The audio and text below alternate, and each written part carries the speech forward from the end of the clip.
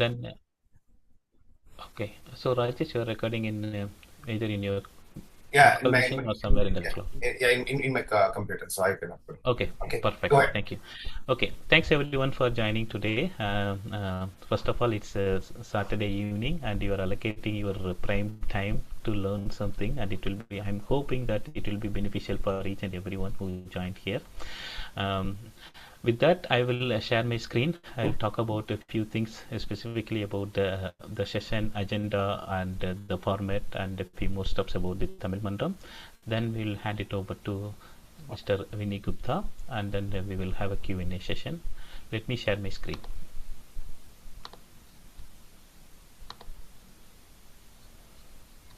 Okay, you can see my screen, right? Yes. Okay, perfect. Okay, the session is all about in Tamil, கல்லூரி சேர்க்கை மற்றும் தொழில் தயார் நிலை. It's basically like a college admissions and career readiness, right? And so this is a flyer. Probably you might have already have seen it and then registered it. And here we have our the college admissions and career readiness session main highlight. Also on the bottom of the sections you can see all our platinum and the silver and the bronze sponsors. And the next slide, just to make this sessions very engaging and meaningful, if possible try to mute yourself, and we will have enough time at the end of the sessions to have a Q&A session. You can unmute yourself and then ask the questions. Same time, if you have any question in the middle of its session also, you can post it in the chat. We will try to cover it at the end of it. And also, if you have any specific question, if it is not personal information, you can talk about it. If it is anything specific or personal, I would recommend you can connect later with Vinny directly. Yeah. And with that, it's always, we are proud to sing this song, which is our Tamil Thai Valthu. Let me play this one. Yeah. Everyone, you can stand. If you don't want to stand, you can just switch off the video. Okay. Thank you. Can you hear? Can you hear? Yes, sir. Started. Yeah. Okay.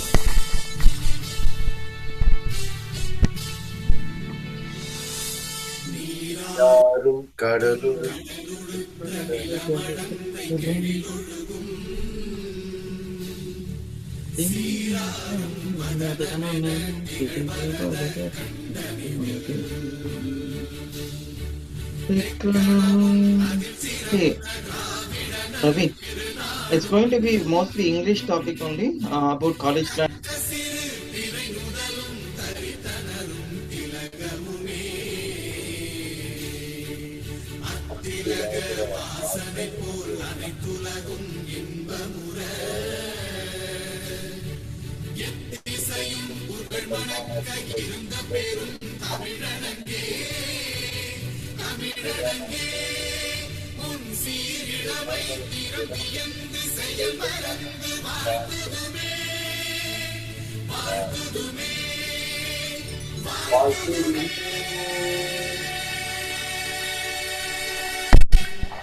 Thank you.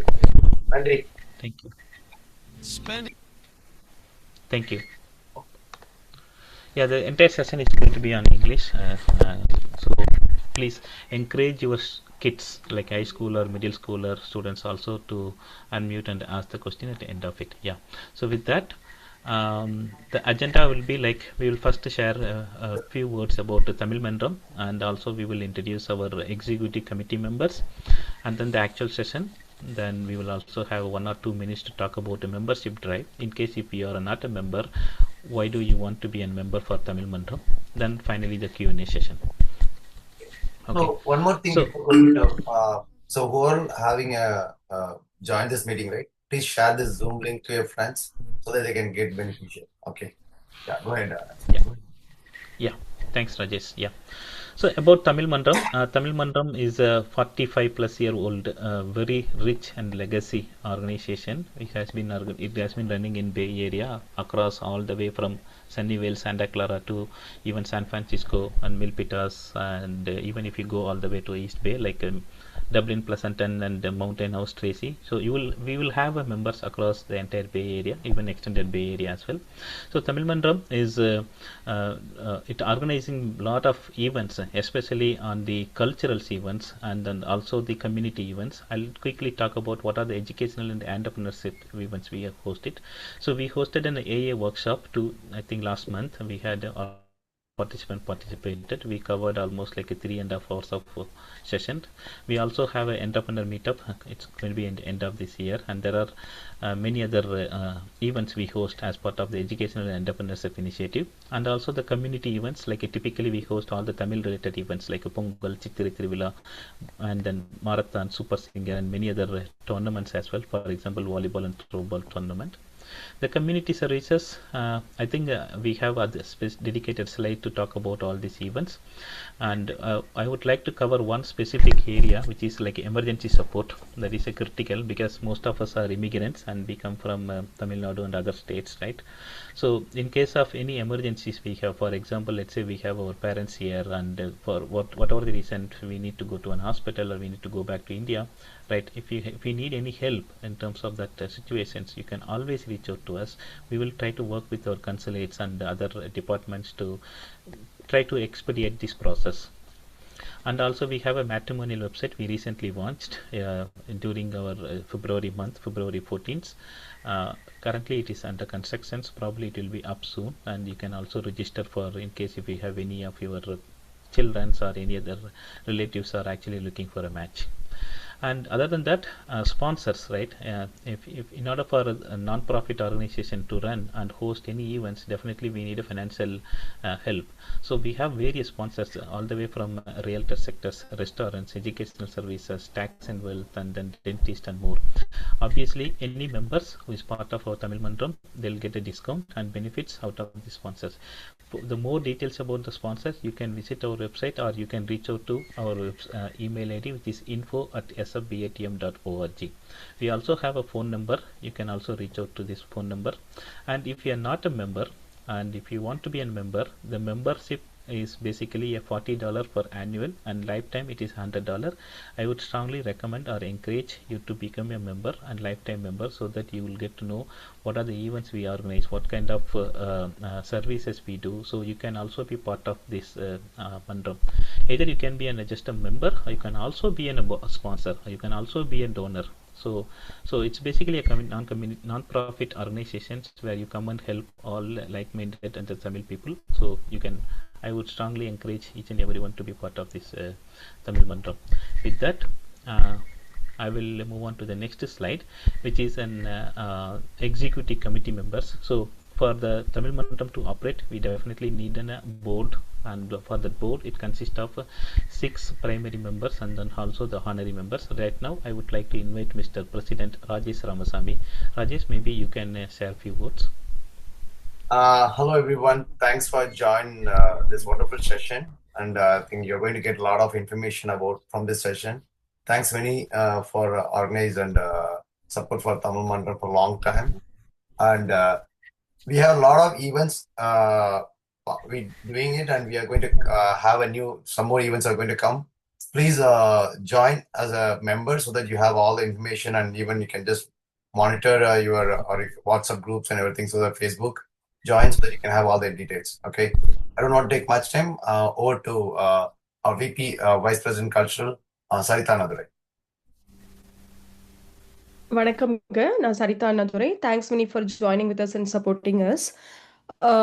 So நம்மளுக்கு வந்து September மாதம் வந்து பார்த்தீங்க அப்படின்னா முத்தமிழ் விழா வந்து கொண்டாடலாம் அப்படின்ட்டு இருக்கோம். அது முத்தமிழ் விழான்றது வந்து தமிழ் பண்பாட்டையும் வந்து கொண்டாடுறதுக்கான ஒரு சிறப்பான ஒரு விழா. அது இயல், இசை, நாடகம், மரபு கலைகள் அப்படின்னு சொல்லிட்டு எல்லாத்தையும் சேர்த்த ஒரு வடிவமா தமிழர்களின் செழுமையும் அழகையும் வந்து வெளிப்படுத்துவதற்கான ஒரு விழா அது. அதுக்கான ரெஜிஸ்ட்ரேஷன் ஃபார்ம்ஸும் வந்து நம்ம ஏற்கனவே லான்ச் பண்ணியாச்சு, மறுபடியும் ஷேர் பண்ணுறோம். ஸோ அதில் ரெஜிஸ்டர் பண்ணி உங்களால் எந்த ஒரு பெர்ஃபார்மன்ஸ் இல்லை உங்களோட ஸ்கில்ஸை வந்து நீங்கள் ஷோகேஸ் பண்ணாலும் நீங்கள் ரெஜிஸ்டர் பண்ணி அதில் வந்து பார்ட்டிசிபேட் பண்ணலாங்க. Thank you. Yeah, thanks Sarita. Next, Secretary Vimalata. Vimalata, you're in mute, Vimalata. Hi all, good evening. Thank you all for joining for this session this evening. Thank you, Winnie, for graciously accepting Tamil Mandram's request and coming over for this show online. First of all, I thank each and every one of you for attending this session, and please try to make utmost use of this session by asking as many questions and clarifying your doubts. And regarding Tamil Mandram, the upcoming events for the next week, we have our FETNA campaign, which is coming in, which is our which is our umbrella organization under whom we are all affiliated to. Please try to attend it. And we have a health lecture, which is by one of the renowned doctors from Tamil Nadu, Dr. Chokalingam, who is a cardiologist, and of course he's a very renowned specialist from India. You can Google him up and have a look at his credentials. He is going to come and talk to us.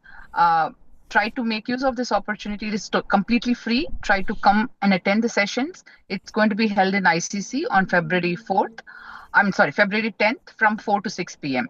Thank you. I pass it to our treasurer, Varadarajan. Thank you all. Have a great evening. Thanks, Sumartha. Yeah. Varadu? So, hello everyone. I'm Varadarajan Manikrishnan, go by Varatu.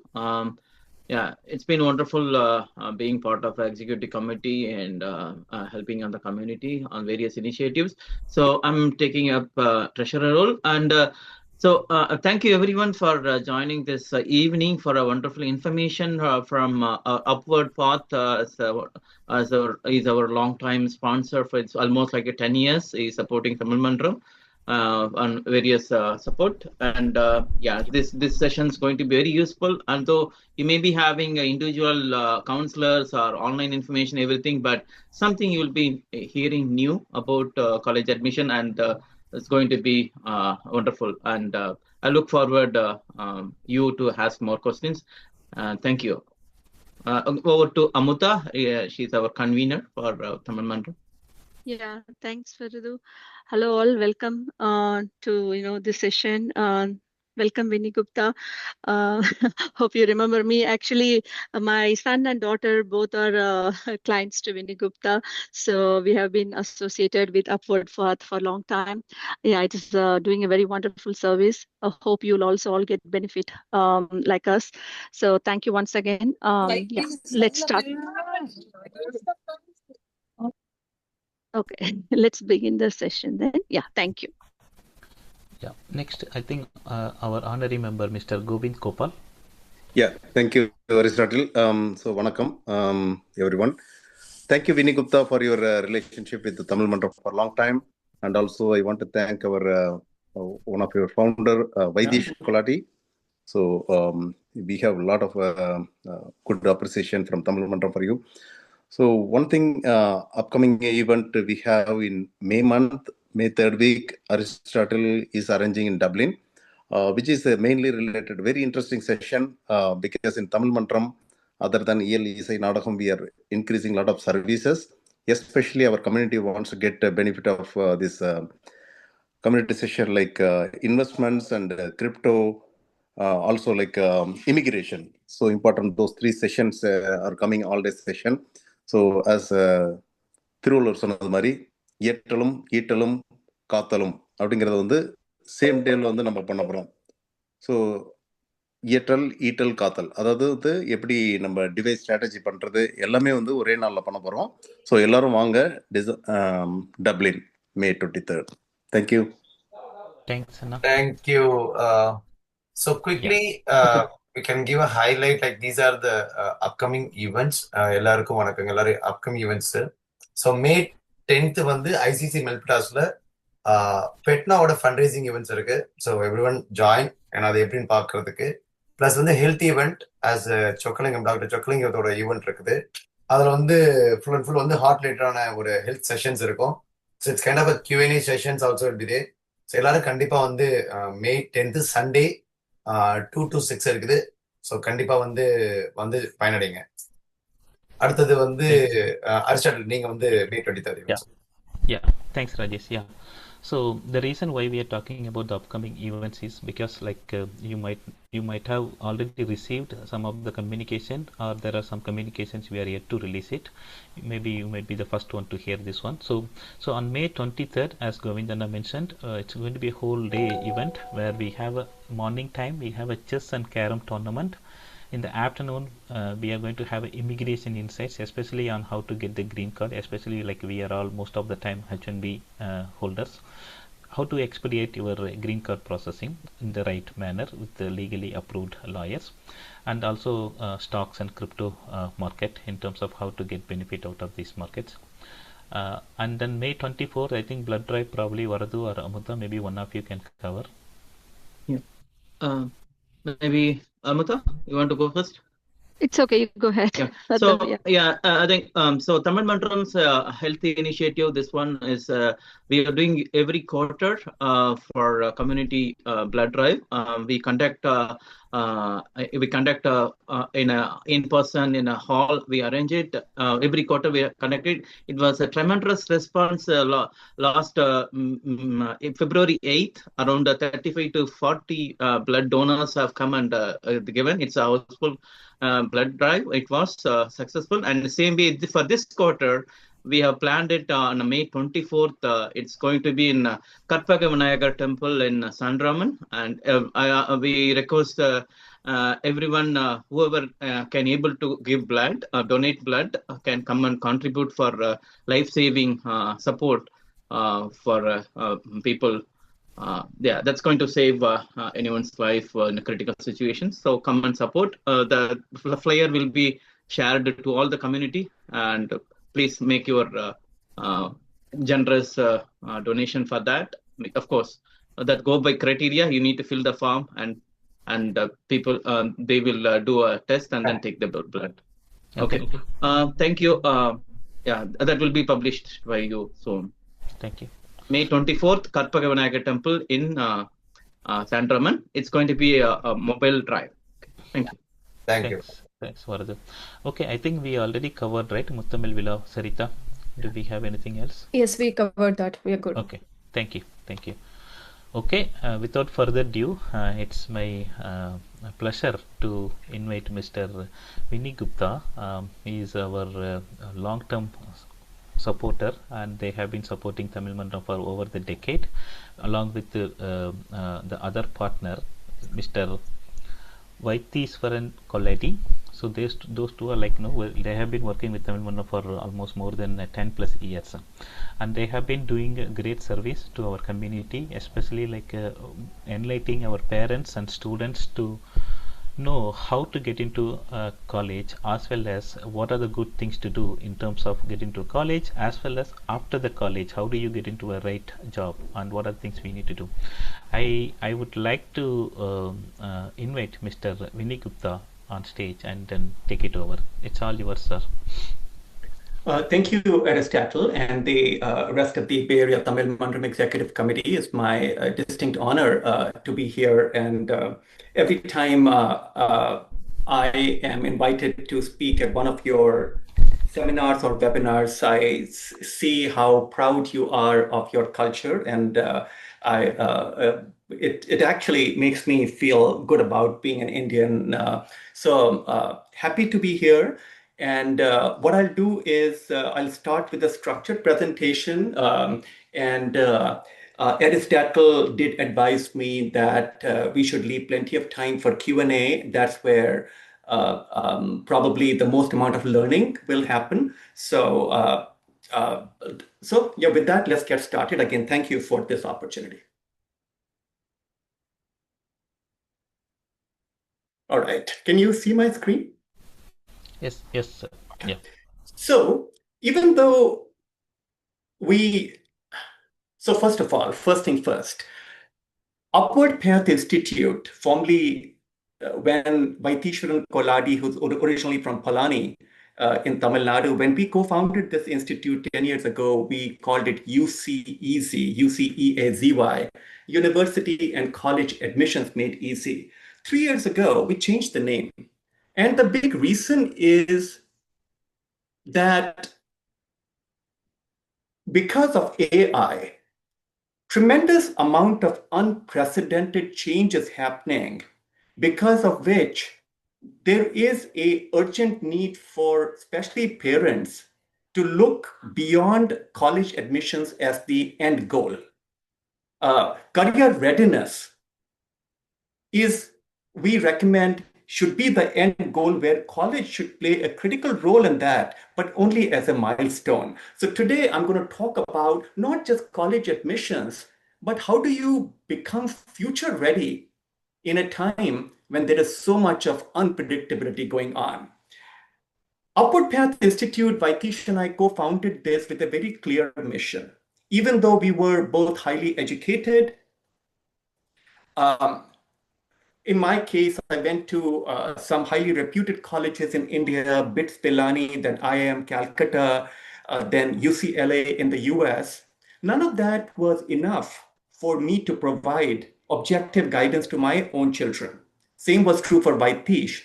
Because such help was not available to us as even as highly educated immigrants, that is the story behind UC Easy Now Upward Path Institute. Why am I sharing all this?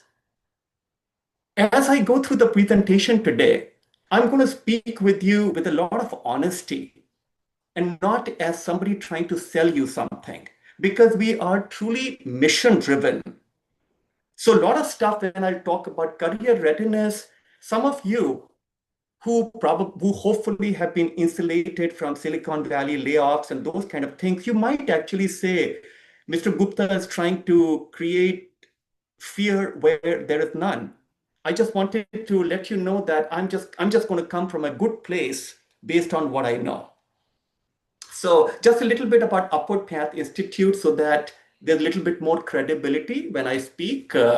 So over the last 10 years, we have graduated more than 3,000 students from our program with an overall rating of 4.8 on a 5-point scale based on 400 internet reviews. We are not perfect, and we are improving constantly, but I think we are doing a good job, and I'm quite proud of the team. We are a completely Zoom-based institute headquartered in Palo Alto. We support families nationally because our mission is to support immigrant families wherever they are in the US. So many years ago, we actually did an in-person seminar with the Tamil Mandram community in Washington, DC. That's just an example of how we work. And currently, I have a team of about 100 working for me. Everything is US-based, and everyone on my team has minimum of a master's degree. We've been featured in multiple publications, US News, Business Insider, Mercury News, etc. All right, so with that introduction, let me start with the big challenges facing us families, especially in this age of AI. So I'll start with the challenge, then I'm going to break it down into what does it mean for college admissions preparation, and what does it mean for career planning.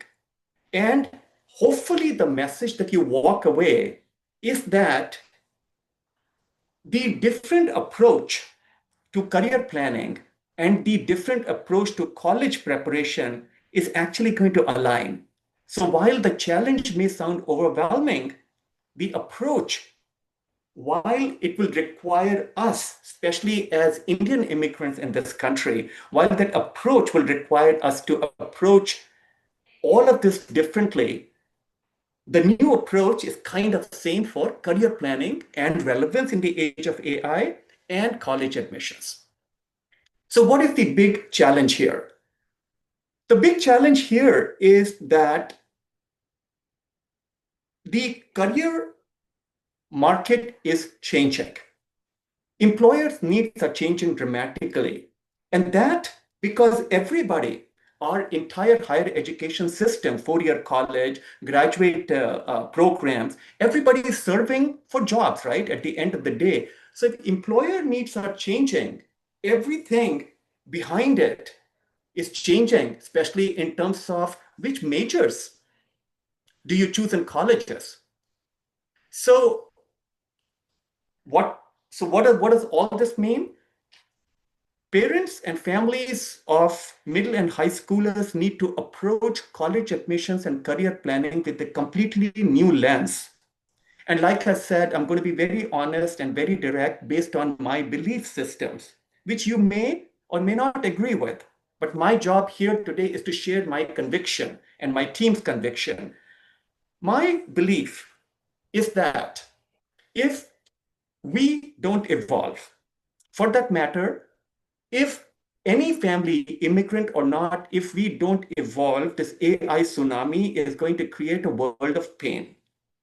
For those of you in the technology world in Silicon Valley, we're already seeing this for us as adults, right? I don't need to give you data on that one, but as it comes to impact for students, this figure on the right, if you can see my cursor move, 42% underemployment in recent college graduates. What does underemployment mean?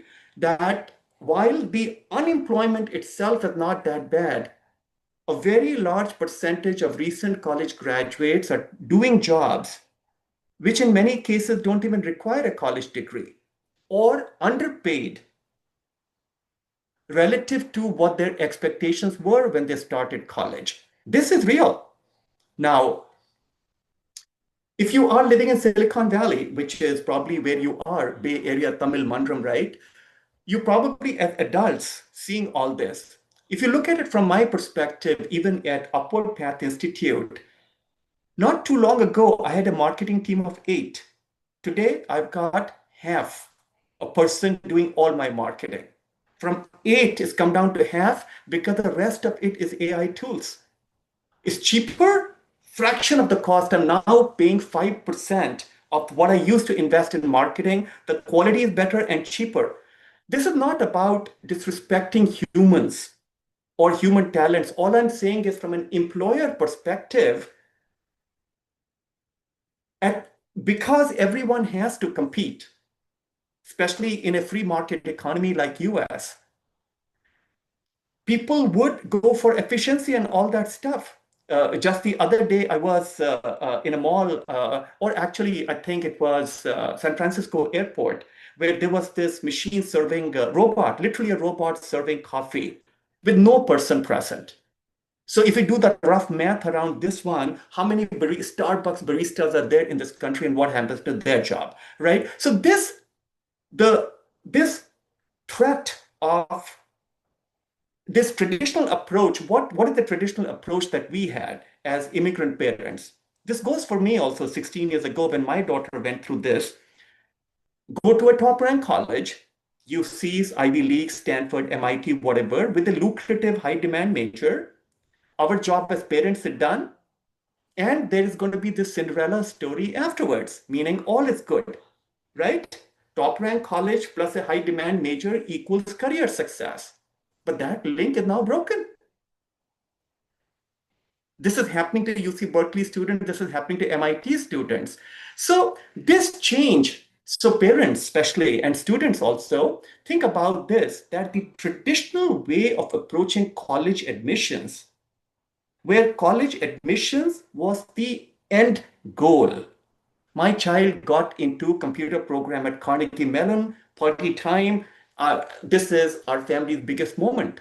I've been there, guys. I've enjoyed those moments for my own kids. But is that going to guarantee career success? Unfortunately, recently I had a conversation with somebody that has graduated from our program, went to an expensive private university here in the Bay Area. And this mom, she's now going to enroll her second child with us. She was talking about how for the older one who graduated from UC San Diego, excuse me, not UC San Diego, from this private university, she's been struggling to find a job for the last 3 years with a data science major. And now is doing free work for startups. That's our reality. So what's happening here is that career labels are changing. But what is changing is that the requirement in that role, what kind of skills are needed, these two areas, that is changing at a very fast rate. What is an example? Medical doctor. You would think that even in the age of AI, a medical doctor career will be the same. Core skills, right? I'm giving you an example of this. So think about this. Many medical colleges in the US previously, right, we used to think that pre-med majors, they were the concept, right? Biology and similar, neuroscience, etc. Now, medical colleges, that's where students would go to study medicine after four-year college. They are now saying that those traditional STEM majors in college are not enough. What they're asking for are things like data science. It's like study biology plus data science. Because what are they saying? As a doctor, previously, for you to look at symptoms, figure out what could be wrong and prescribe treatment, that is not enough. Because think about it, how many of you would disagree with me and say that for most common illnesses, ChatGPT can do that today?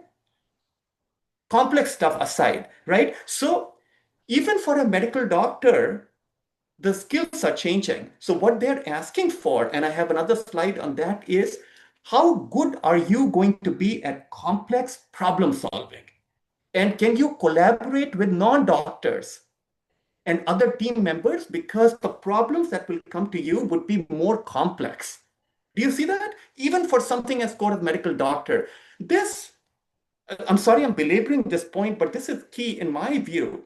The pace at which AI tsunami is going, unless the government stops it, and this current administration is all into AI, they're going on the other side of this. I think that the change that we, as families of middle and high schoolers and even college students currently, the change that will be thrown at us is going to be bigger than the change the world saw when we moved from agricultural age to industrial revolution in the 19th century and the disruption that it caused. Now, should you be scared? No. Being afraid or scared doesn't help anything. So what I'm going to give you now is tools to get ahead of this change.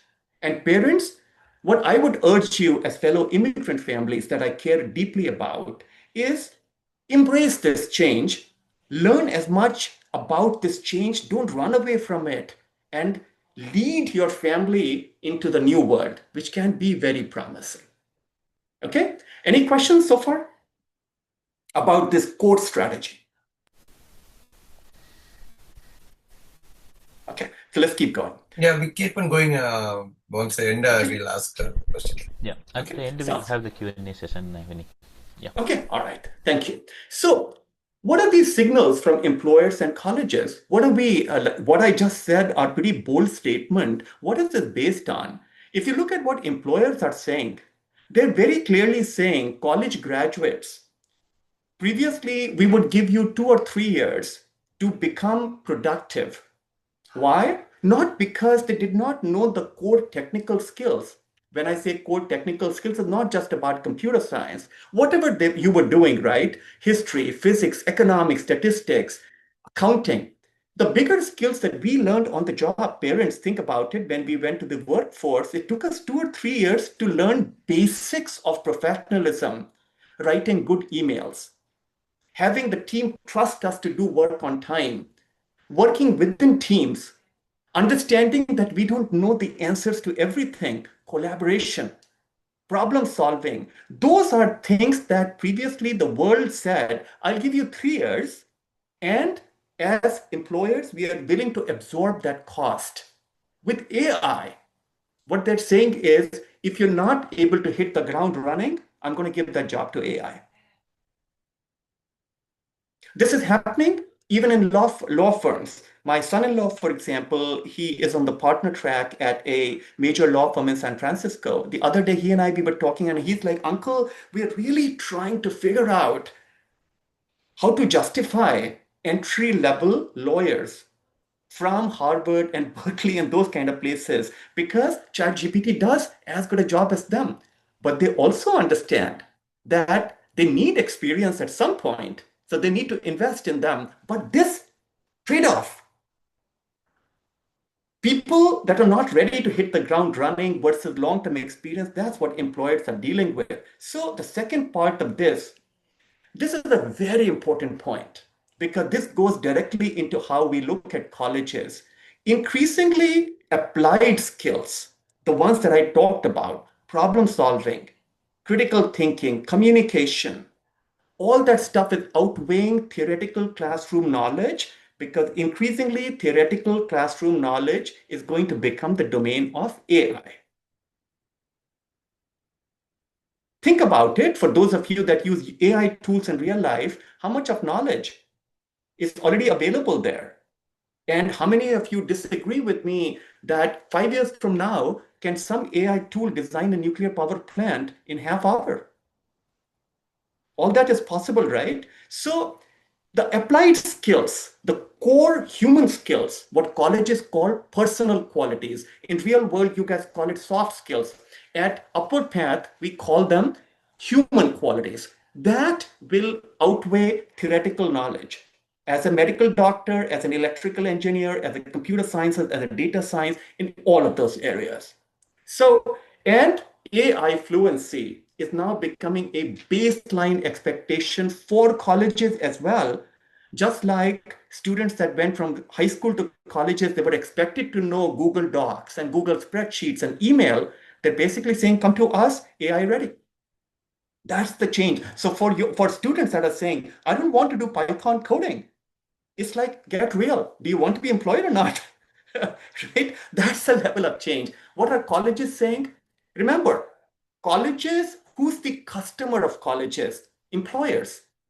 If Princeton, the currently #1 ranked college in the country, if their graduates are not going to be hired, they will lose their #1 ranking. So when these guys change, these guys change. So the majors are evolving. Very interesting majors, but very different. So unless we evolve, if we are stuck in the old world of computer science and data science and electrical engineering and pre-med majors, that's going to be a problem. So because colleges are changing, computer science also, we are in Silicon Valley, right? Most of you are probably working in technology. Computer science as a standalone major is increasingly being coupled with something else, computer science and music, computer science and ethics, computer science and human design, computer science and philosophy, those kind of things. It's a very different world. Once Aristotle reached out to me, I've been thinking about this presentation today, and I thought, should I be politically correct or should I be honest today? And I said, life is short. I'm going to be honest with you. You guys are very nice people. And I say that from the bottom of my heart. But in general, sorry, I'm going to say this. Some of you will hate me for saying this, but life is short, so I'm going to be very honest. Because you guys are not evolving fast enough. And I think that is going to be a challenge in this context. I'm sorry, I apologize in advance for making a statement like that. But because I work with many families, because you respect your tradition, which is such a good thing, the fine balance is responding to change along with protecting your traditions. And I'm saying this with as much compassion and respect and humility as I can, is that the traditional ways of thinking would put your family at risk. Again, with humble humility, folded hands, I ask for your forgiveness if that statement is disrespectful. But that change you must embrace because this change is happening. And unless we evolve, our students will pay the price. So what colleges are saying, and colleges are evolving. For those of you who went to BITS Pilani, where I did, out of the 8 semesters, one of those semesters was something called practice school, where we worked in industry for 6 months, 1 out of 8 semesters. So much learning happened there. Since employers are saying, come to us more ready, a lot of colleges are now changing from 4-year classroom education to maybe something like 2+2. That is the level of change coming our way. At some point, will colleges become completely irrelevant for certain careers? I will not rule it out. There was a time when there were no colleges, remember? Right? So I am here truly to shake you to a world which is changing in manners which is completely unimaginable. So what does that mean? Again, I apologize for being so direct, but I'm only here to help. That's why I'm saying this. And credit to me, it takes courage for saying what I said. So, right? So, high school planning and middle school planning must evolve how these students, our children, our future, how they are being prepared for the future, that must change. Because this stuff, applied skills, life skills, AI fluency, all this is built before the child goes to college. A child's communication skills, critical thinking, problem solving, most of that stuff research says is actually done in high school. So don't trust college to teach all that. It doesn't happen there. So with this context, with this strategy context, let's look at how is college admissions evolving. And a gentleman asked me a question about community college. So let's start by first thing first. I agree with the gentleman who asked that question, and I'm sorry I don't recall your name because I couldn't see that on the screen. There is a college in the United States for everyone. There are these 2-year community colleges, which are very, very inexpensive in your neighborhood, in most cases, especially in California. No admissions requirements other than high school graduation. There are 4-year colleges, say San Jose State University, and similar colleges in many states where academics is the only requirement for college admissions, just like BITS Pilani was when I went there. And then there are UCs, University of California, and Ivy Leagues and similar colleges, Stanford, MIT, that require holistic admission, academics plus everything else, which I'll talk about. Your character of the student. Seriously, I'm not kidding. College admissions character, integrity. How do you think? Who do you think of as community? Aristotle, the work for you, Bay Area, Tamil, is your community. You are, and the other executive committee members, you're giving your precious time into fostering and developing this community. What are our children thinking of as their community, and what are they doing there? Are they doing community work to get volunteer hours for school, or are they truly doing something meaningful that they believe in? That's what colleges at Stanford level would need.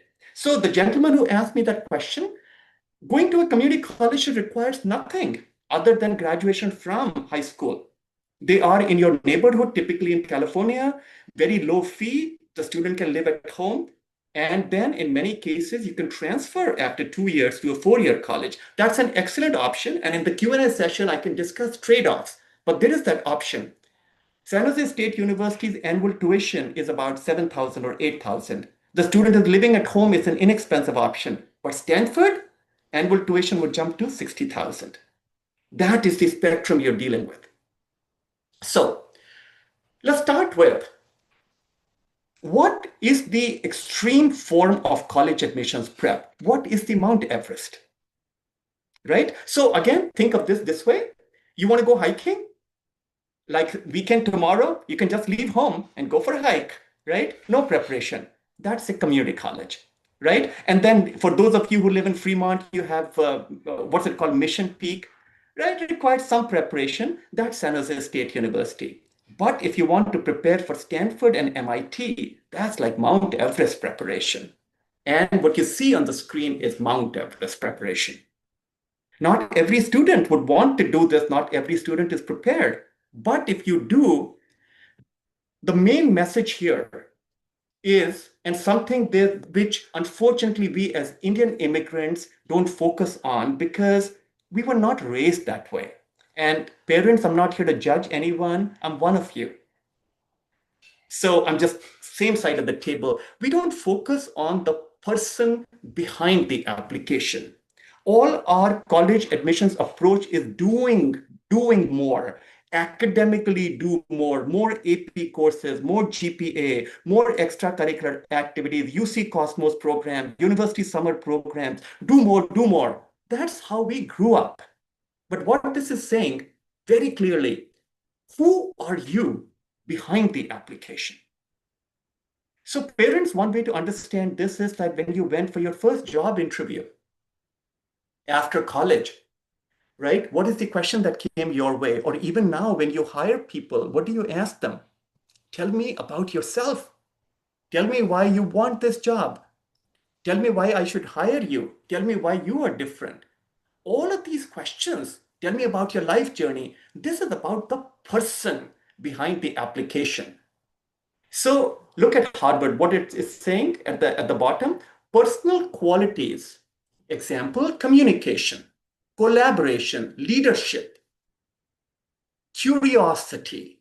What do you want to learn about, or are you studying for the sake of grades? Personal character, integrity, all of these. Who is your community? What have you done for them? All of this is the person. University of Pennsylvania, another Ivy League. We look at each application through a comprehensive whole person review, looking at all of your application and don't favor any one component. So what does that mean? Academics is absolutely number one. You need that at this level, Mount Everest level. But because without that, none of the others will count. But personal growth, development of the person, and this, parents, this needs to start as early as you can. We've all been there, right? Personal growth doesn't happen in 6 months or 3 months. Building things like emotional resilience. A student that unfortunately falls sick during finals, how did she bounce back from that and caught up on grades later? That is emotional resilience, right? Very important, something that, again, we as Indian immigrants just don't do. Neither do immigrants from most Asian countries.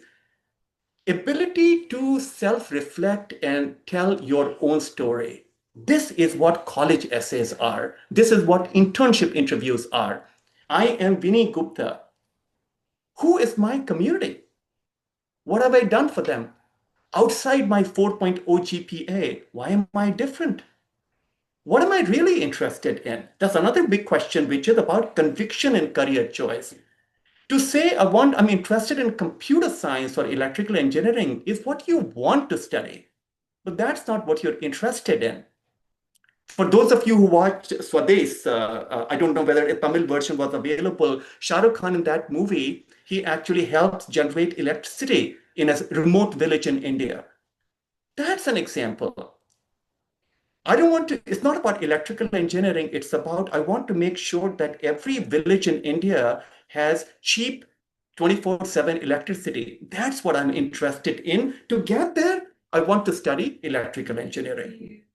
Do you see the difference in approach?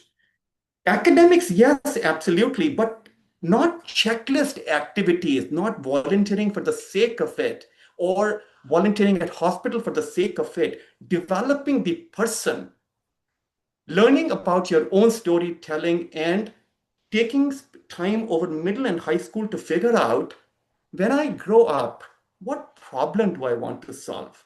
Not what major do I want to study. When I went to BITS, I chose electrical engineering because my dad said that was the most in-demand major. I never thought about what was I interested in, right? This combination of these 4 things is what is Mount Everest of college admissions.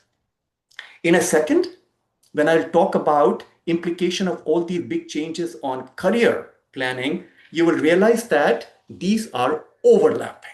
And that is the good news. So again, there is a college for everyone. Believe it or not, even if a student has a 2.2 unweighted GPA, there is a college in United States for that student. Community colleges are very low cost entry-level options with no requirements other than graduation from high school. Beyond that, there is a spectrum of colleges, all the way from academics only, like in India, to fully holistic admissions like Stanford, where your 4.0 GPA would be expected just to start competing. But there are many other colleges, even for 2.2. But for this Mount Everest, what does that mean? Move beyond just GPA and AP courses. So what is the key question? Aristotle, I know you have a 10th grade daughter. If she were here the question I would ask is, if you had 15 minutes to learn about anything that you could in this universe, what would you be curious about? And hopefully the student has an answer. And if the student doesn't have that answer, then as parents, we need to see as to how do we start building intellectual curiosity. Studying, that's what colleges at this level would say. And they would look at you and in recommendation letters from teachers in the college application process, like, are you curious or are you studying for the sake of grades? That's a big mindset switch from what we did back in India. Activities I discussed, they should be for personal growth, not volunteer work, but community service like you guys are doing here today. That is true community service, right? Meaningful life experiences. A student says that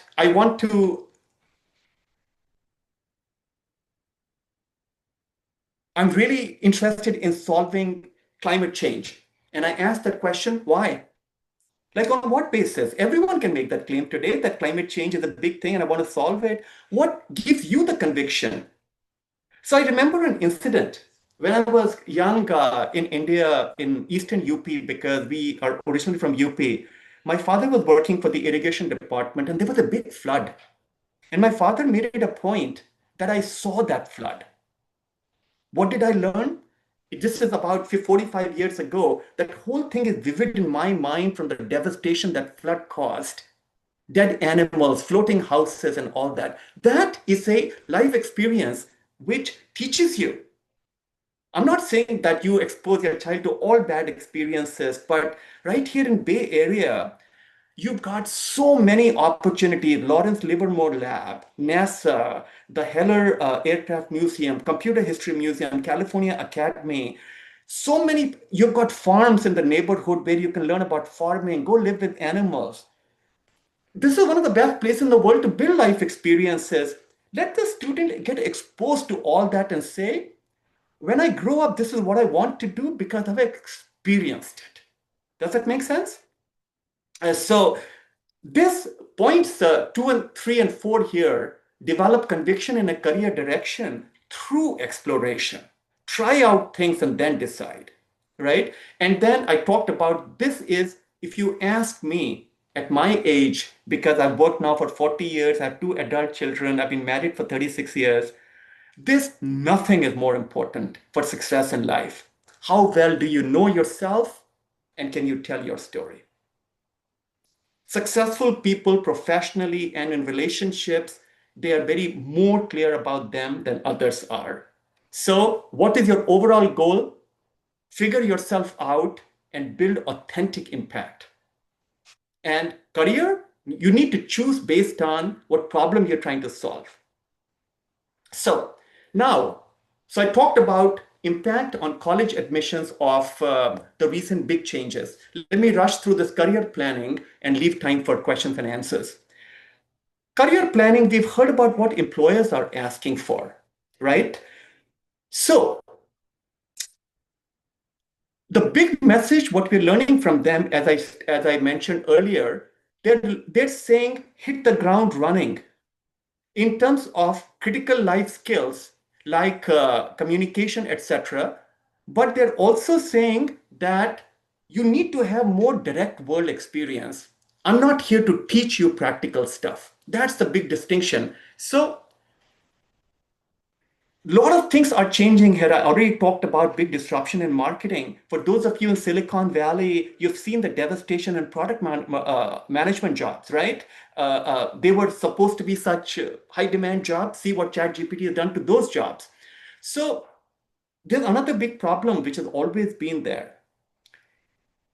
Even at a place like UCLA, 85% students end up changing their majors at least once. What does that tell us?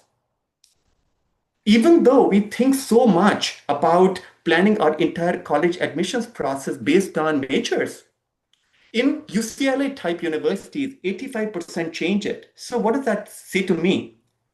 We as families, our schools and society is not doing a good job of giving our young people tools and guidance. on choosing thoughtful careers or careers thoughtfully. They're choosing it loosely, which means that when they become adults, they learn more, they end up changing their majors. My own daughter changed it 5 times at UCLA from a STEM track to a non-STEM track. So what's the key message here? Conviction in career choice and doing it thoughtfully. Little bit more data points. We are in a world where so much is unknown, right? This whole AI stuff.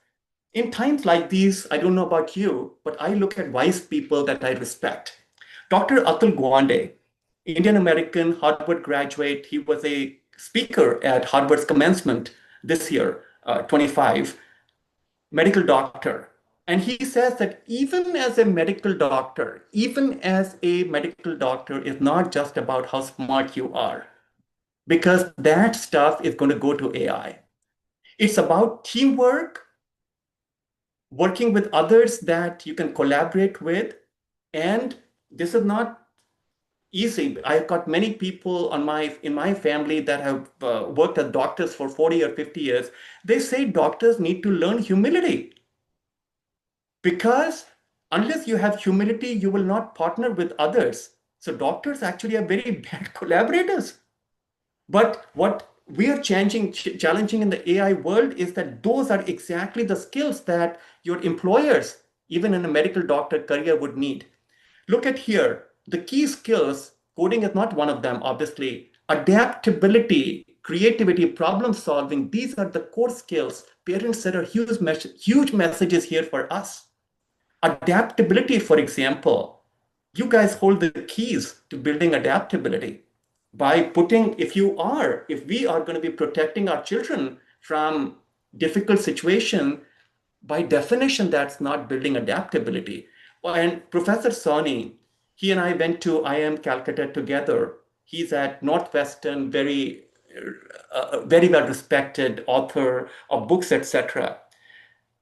In one of his posts, he said, so how do we humans differentiate us against AI tools? And this is what his advice. Think about the problem you want to solve and not get hung up on a career label. Because if you are a 10th grader like Aristotle's child, 6 years from now, you have no idea which career label would be present. Right, Aristotle? No idea. So instead, focus on this. When I grow up, I want to make sure that no human suffers from memory loss in old age, because I've seen the suffering in one of my grandparents. Do you see the difference? That's how we need to approach this. And parents, give opportunity for students to develop as much empathy and life experiences, because that's what will create differentiation from AI tools and robots. So it's a big change. So what do we suggest? A better approach to career selection. The current approach is what? Back in India, what was it? We all know that, right? Engineering versus doctor versus loser. Those were the 3 categories. Sorry, I'm being very direct. Here in Bay Area, Indian American families, there are 5 options. Engineering, computer science, medical doctor, business, law. End of story. Are those the only careers? But the bigger problem is that we start by careers and then we backfit it to us. So, but that's not conviction-based career choice, right? So instead, we say you start with you. Figure out what's important to you in a career. What are you really good at? What are you really interested in? Learn about careers, including things like job simulations. These are very cool. These are available to us part of our program. They're available to you where, say you want to learn about drug development, medicinal drug development. From her laptop, your child can actually see as to how companies like Pfizer think of a drug from concept to market. And that, using that experience, the student can say, wow, do I want to go into drug research? And then practical experiences. As much practical experience, not only in high school, but in college, because that's what employers are looking for. So that's the new approach. So just to summarize, I talked about college admissions, very different change. And again, there is a college for everyone. If you want to ignore all this, you certainly can. But then the choices would be limited to colleges that behave like India admissions. Career planning, like I said, start from you, what we call inside out versus outside in. Okay, so what are my recommendations for parents? In this new world, and this strategy will help you prepare for the Mount Everest type college admissions as well as career relevance. What you see on the screen sounds like simple words, but is required a tremendous amount of thinking in my institute where we have a team of 100 people. And we thought about this and we said, how do students stand out in the age of AI? The first thing we said, we need to go away from screens to become more humans, because the ability to connect with other people, hopefully AI will not get that. So parents, there are big messages here, and as part of our program, we give you tools and ideas to do this, but think about the ability to interact with people, make a phone call, talk to strangers and ask questions, sell something to somebody. Sales is not a disrespected skill. It's a very hard skill for those of you that haven't done sales. All of those are tremendously important skills to do. Figure out, why am I different? And the big question that I think as parents you could ask students even today, imagine a world where there are no schools, no transcript, no GPA. What is your value to the world if there are no schools? And parents, if that's a difficult question, ask yourself that question. If you live in Silicon Valley, say something happened to Silicon Valley and Silicon Valley disappeared from the face of the earth, God forbid. What would your value to the world be at that stage? What would you say you bring to the world? I'm not saying that you do that for your own, but that will give you an idea of the very difficult question that your child needs to answer is, why would somebody pay them even $1 in the age of AI? So let's have them think through, why am I unique? Example, faced with any problem, be it technical or non-technical or relationships, I have a unique perspective of problem solving, also called critical thinking. If a student brings me that, I would go down on my knees and beg that student that, come work for me. To me, that is an amazing skill, much more than electrical engineering. We talked about career. Think inside out. Parents, students, you need to develop this muscle of not just looking outside, but literally, you know what a journalist does? Journalist investigates things. Let's teach ourselves, our children, to become journalists into ourselves so that we figure out, why are we unique? What value do we bring? Which life experiences shaped us? And then learn to tell our story with confidence and precision. So college essays, check. Internship interviews, job interviews, all of that is part of this number 2 and number 3. And overall, if you can do one thing in terms of changing your mindset, just stop thinking about, I want to do a pre-med major into a medical doctor. I want to do research in neuroscience. I want to do computer science. That's the how. You can figure that out later. The bigger question is, what problem am I motivated to solve when I grow up? From there, colleges may change majors. You're still fine because you still have a North Star to guide you towards, right? But if you go with computer science and if computer science changes, then you're stuck. So key messages that I like to leave behind is, parents, you must adapt. This is the time to show even more leadership and no fear of change.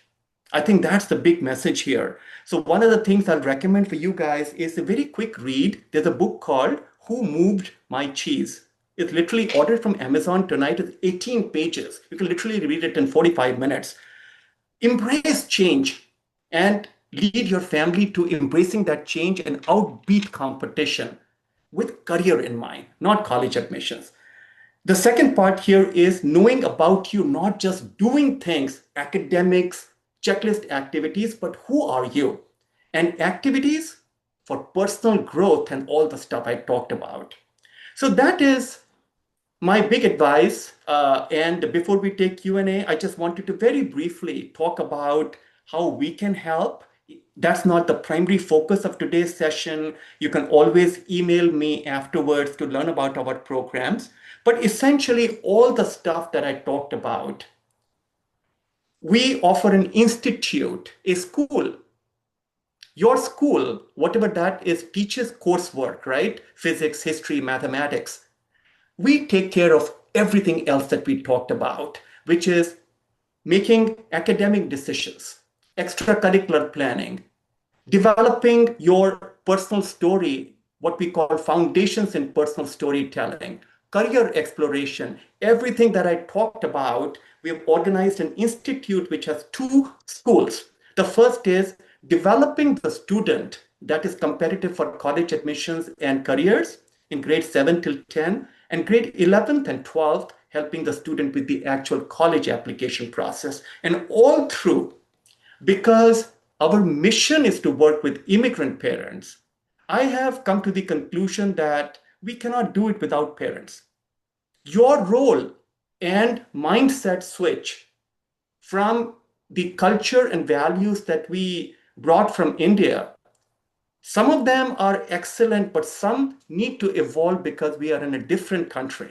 So a big part of our program is guiding parents, even though sometimes it's hard because we need to work with parents to change deep-seated belief systems. And we try to do this compassionately. So I just want to just a couple more slides and then we'll take questions. So give me a second. I want to use something else. And please be ready with your questions. And I hope that you have many. So just wanted to quickly share the programs at a high level. I don't want to take too much time. So what we offer is, starting as early as 7th grade, we offer many standalone programs. Or for some of you who are able to trust us, we offer comprehensive programs which are multi-year, which cover everything that we do. But our Foundations in Personal Storytelling program, which teaches students self-reflection and personal storytelling.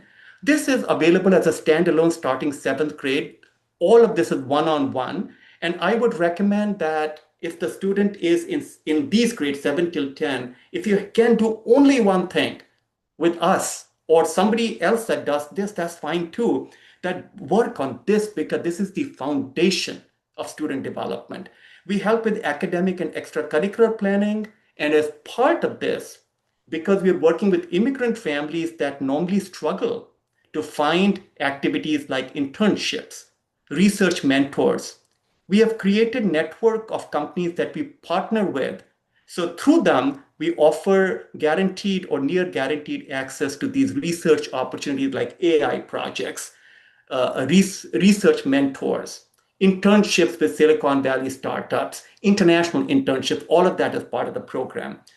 We offer career exploration program, all the stuff that I talked about, the new approach in grades 10 and 11, 11th and 12th grade college application and essays. And anytime, if as parents, if all you want is guidance for yourself without the student, we're happy to do that too. And all of the stuff that I talked about, this is also available as a school type program starting in 8th grade, where literally like a school, we have different specialists come in at different times. You always have a go-to counselor who is your go-to person for all decisions, but at different times, we will get a career advisor in the mix or foundations and personal storytelling coach. We have milestones for every month and progress reports at the end of every year. So that's why we're called Upward Path Institute. And these are some of our reviews. If you wanted to, just simply go do a search on Upward Path Institute reviews on Google. And the next steps would be to just, if you want to learn more, to book a free consultation. This slide deck will be shared with Aristotle, and he'll share that with you. So with that, thank you for your patience in listening to a rather long conversation, but now I'll be more than happy to take your questions. Thank you. Thank you, Vinay. Thank you so much for the meaningful. Thank you, Vinay. Thank you. Thank you for your session. For the meaningful insights. Thank you, Vinay. So, sorry, Aristotle, and I do want to, again, on a totally human basis, I again want to apologize if my tone was disrespectful at any time. I only mean well for the community, which is why I'm outspoken, but I apologize if that hurt anyone. No problem. No, I think case to case, I think your statement is very valid in a fast-pacing world. You rightly brought the valid points, Vinay. Yeah. It also shows that how much you are passionate about our people, and you really wanted to convey that message to the people, so it reaches them and definitely encourage them to think through, right? So definitely, yeah, great, Vinay. Yeah, with that, I think it's time for a Q&A, and I would strongly recommend raise your hands, then we can actually unmute you, and then you can ask a question. Yeah. Hello. Him? Yeah, go ahead, Damu. Hi, this is Damu. First of all, I would like to thank Tamil Mandram for doing this event. Thank you for sharing the hi, Vinny. Thank you for sharing the tsunami of AI effects, which is really helping not only for the student or the career, for us also, because we are already in the AI epicenter. Bay Area is the epicenter for AI. Okay, so my question, I have two questions. One is like UCs are ready for AI major. If you say yes, which UCs are ready? Meaning, like, initially there was no computer science. There were like civil engineering, mechanical. Later on, they added computer science. Then later on, they added data science. This keep adding it. Okay, like that, the college is ready for AI courses. That's my first question. Second one is like, is a computer science major is still relevant? For example, there are some students good at math. Okay, but in Google, like big companies, still there is model training, AI model training required computer science plus math major. So let's say if a student is very good at math, is it okay to go with computer science plus something with the statistics or some other math related course as a minor?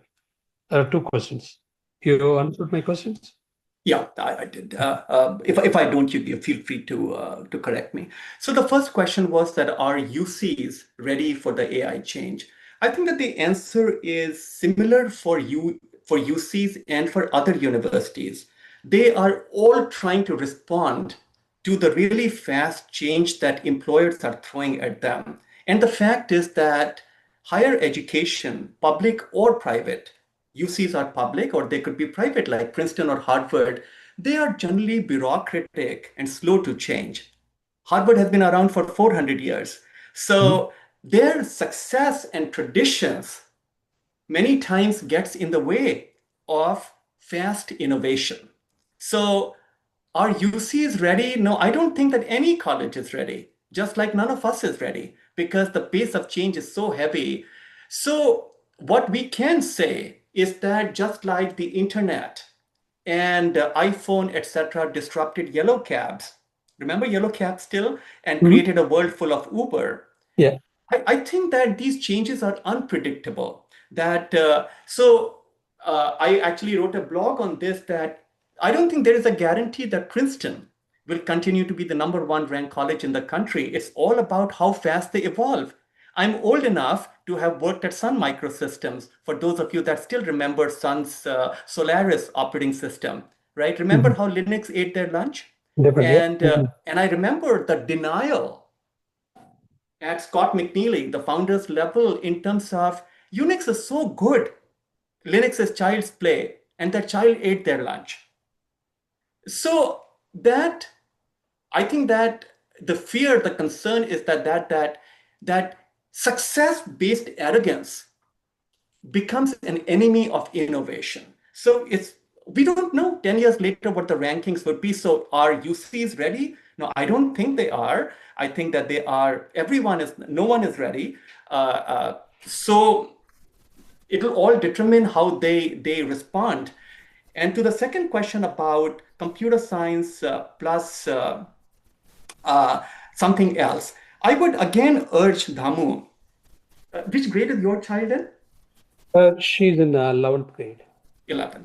Okay, so a little bit, because 11th meaning that she will be applying to college admissions in a few months. She doesn't have that much time to do the thinking, but still, I would still urge that before you make that determination, I think that have her think about why does she want to study computer science? I think that's an extremely important question because later in college admissions, especially for private colleges, they would ask that question, what do you want to study here and why? And if that computer science is not connected to some long-term problem goal, like I said, it could be anything. For example, yesterday I met with a student, they're part of our program, and this student is really good at music for the last 6 years. He's also good at computer science type stuff. He's doing a project where he's using AI to figure out how people like me also can actually learn how to play the keyboard faster. So what is he motivated by? That even people who are hesitant to learning music should be able to enjoy music. Computer science or AI is a tool to get there. Do you see the difference? So your daughter, I would recommend that the question is not computer science plus what? The question is why computer science? That she can choose whatever she wants to do in college, right? But why is she choosing computer science? So, but having said that, I think that can we mute this? Yeah. So, but having said that, Dhamu, I think that the main thing is that generally speaking, it'll be computer science plus something else. So ideally, if you've heard of the analogy of left brain and right brain, computer science and something creative is an excellent combination which will increase employability. Computer science plus ethics, computer science philosophy, computer science psychology, computer science plus anthropology. If you look at computer science and the core algorithms, those are human algorithms, right? A lot of that is study of humans. So computer science is not just about coding or infrastructure, the underlying design. So I think about some STEM thing plus non-STEM along with that. And in college, see whether more and more time can be spent on actually doing something versus just classroom. So, but did I answer your question? Yeah, definitely. Thank you for that. Actually, so when is there anywhere we can check it that, okay, this AI course is going to come in the universities? Is there any way we can check that? Like, what are the new courses available next year? Sure. Yeah, that's very easy. I think that for those of you that are using AI tools like ChatGPT, I think you can that's a very simple question. And you can also go to the college's specific website to see what the new majors are. But most of them have evolved. I think most of them are now offering something or the other in the age of AI or AI combinations. So it's basically that's a simple search on their website or an AI search that you can do. So, but a lot of combination majors are evolving. Remember these colleges also, just like businesses, they have to stay relevant, right? So everyone is trying to find their own segment, unique area to compete in. So some would say we offer AI specializing in healthcare. We offer AI with a specialization in finance, right? So that just how Oracle or SAP or these people would specialize, right, in apps, colleges are going the same way. Because nobody can do everything. Thank you, Vinny. Okay. So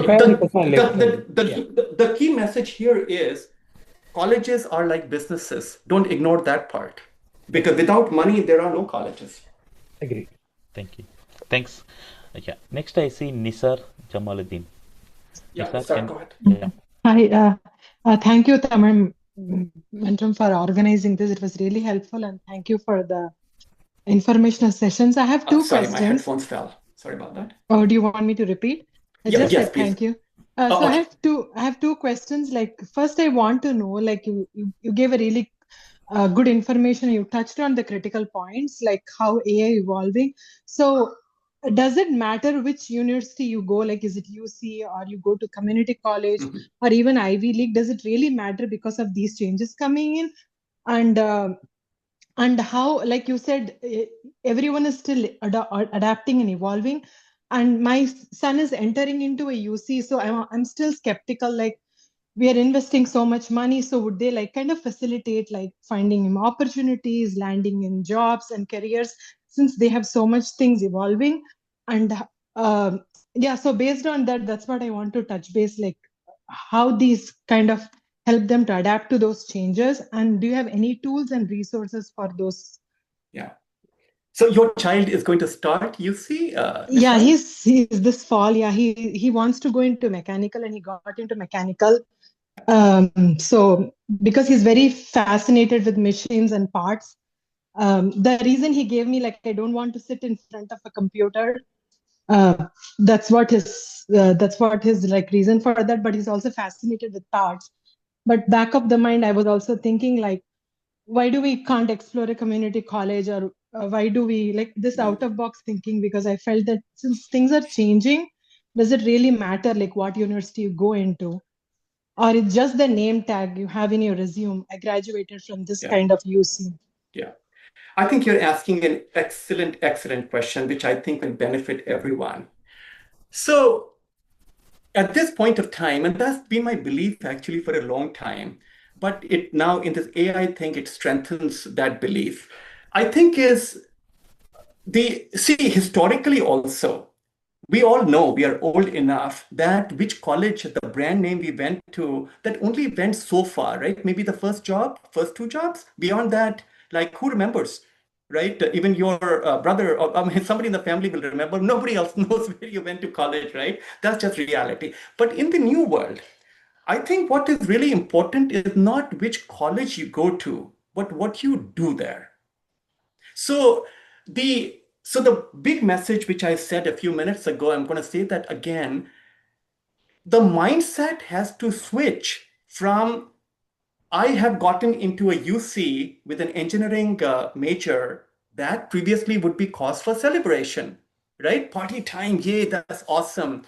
I think you do the party, but then say we got to get back to work. Now let's use the next 4 years to become career ready. So it's not just about getting into UC or any other college. It's just about, yes, mechanical engineering, but I want to now figure out what is the problem that intrigues me, where what I'm learning, it can be used, right? Mechanical engineering, machines to what effect, right? For example, you could say, I want to design, I'm just making this up because we're all originally from India. I want to design low-cost farm equipment so that even poor farmers can increase yields. That's my motivation, right? Something like that. So use college to figure that. Use college to build those critical life skills, the soft skills. Get opportunities to develop communication skills. Develop networks, Nisar. That's a huge thing about college is, especially in the world of AI, when humanity will go through a lull. The pain is inevitable, right? Before we figure out as a human race how to adapt. During that lull, the ability to find opportunities, jobs, business, your network will become really important. So how your child at UC builds leverages on these have excellent networks, but they need to be worked on. Which UC is your child going to?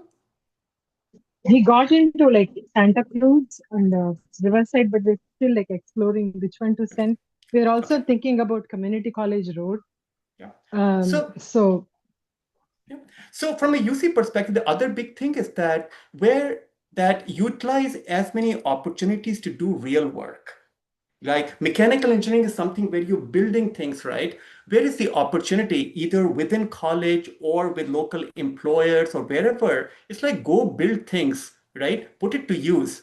So what is my point? Previously, I remember my own days at BITS. I went in, and the rest of my 4 years are very passive. I just went with the structure that they provided. I graduated and all that. I think that passive college journey, the time is over, because now it has to be career readiness, build AI fluency.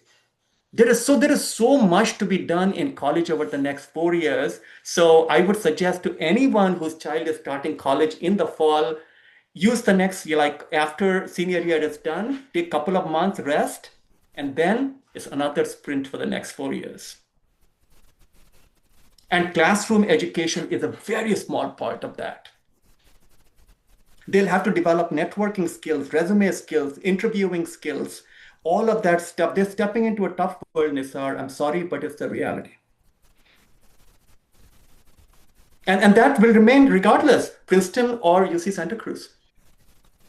That was her second half of the question. Like, does these UC colleges can find an opportunity for the students, right?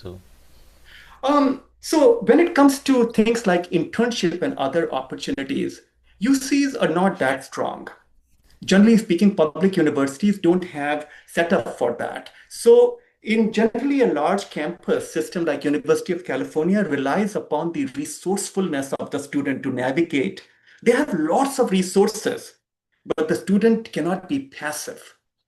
Like, do you know what I mean? If you're waiting for the structure, the system to take you along, UC is absolutely not the system for it. Then you should consider a private college, especially a smaller one, where they will handhold you. So now coming to your second question, community college versus four-year college. That's a broader question, but I think that's where parenting comes in a huge way. Ask yourself that question.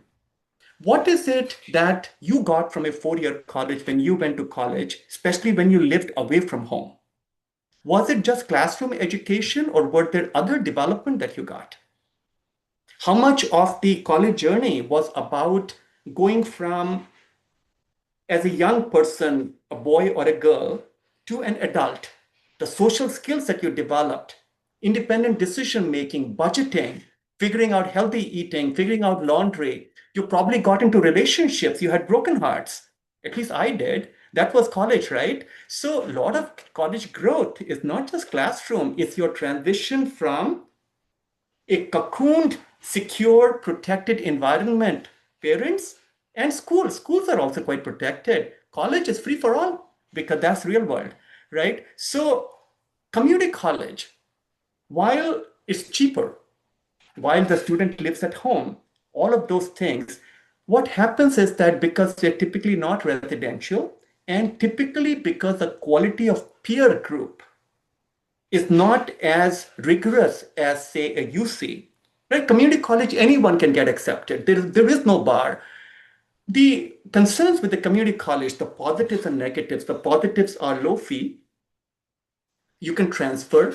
So it definitely helps financially, and that can be an important consideration for many families, right? The second is the student is living at home. So sometimes the student is not ready for independent living, emotional challenges, disabilities. Community college is a very good option for those. But the trade-off is independent living.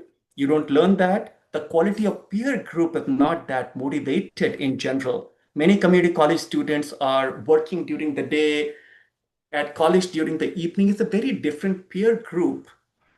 So you need to see your student and say, could your student find a peer group that is not good for their own motivation and overall intellectual growth? So those are the trade-offs between community college and a four-year college. Sorry, Nisar, I give you a long answer. Was this helpful? No, that was really good. You hit all the major points. So that's what we heard as well, like how to taking initiative and using the resources. Plus, you're really on point. Thank you so much. Sure. Thank you. Yeah. Okay. Next, I see Jyoti Linkam. Yeah. Hi, Jyoti. Hi. My question is, so my son, I have the two sons. One is working on Meta AI engineer. One is going to community college for computer science. He finished 2 years. Now my first son said, don't do the computer science. Do anything away from AA related education. So one of the thing is he recommended is ECS or something, the computer electronic or something, the computer science or some a combination of that, electrical engineering. So that kind of job, still AI get into that, but it still is not replaced, like hardware side. For example, I work in applied material equipment engineer. So the AI still can help you. Many things bring down 10 people job, maybe 3 people, 4 people can do. Still need engineers to troubleshoot, understand, and design it. AI can help you to speed up the process, but still needed the, not AI can do everything, like nursing, like some of the core things, AI cannot, it will be maybe taking 20%, 30% job reduced, but not like fully computer science students, everything written the code and everything. You don't need that. The computer science students will be much impacted than other degree. So you are not pointing out what are the AI unrelated courses you can take now, and your job security is much better than you doing the computer science or something else related courses. So your talk all saying that AI is going to kill you, lawyer, medical, all professional. That's not true. There is some professional AI cannot beat you, delay, and your job is much secure. Maybe your salary much maybe lower, but it's more secure. Yeah. Because I work in hardware industry, I know that like RF engineer, there's a lot of design rule. You need to think and solve many things, complicated solution. AI cannot get into that. It will help you, but it won't replace you. That kind of job. Okay. Yeah. Thanks, Jyoti. Yeah. So did you have a question or were you just sharing advice? So I'm asking you, for you, what are the courses you can take? The AI won't replace you and much secure for next 10 years. Your job security is much better. Do you know that I am giving some example based on my real experience, and you are not pointing out in your talk what are the courses you need to take. Yeah, we can. Let's hear from Vinny. Yeah. So, like I said, it's a very unpredictable thing. I don't have an answer to your question, a direct answer. What I can share, which year is your child in at college? He finished 2 years. He got even Santa Cruz and many places admission computer science. He doesn't want to go through computer science because of my elder son working in Meta AI engineer said, don't do any more computer science. Move away from computer science. Even you go and do like digital circuit design degree, move away from computer science.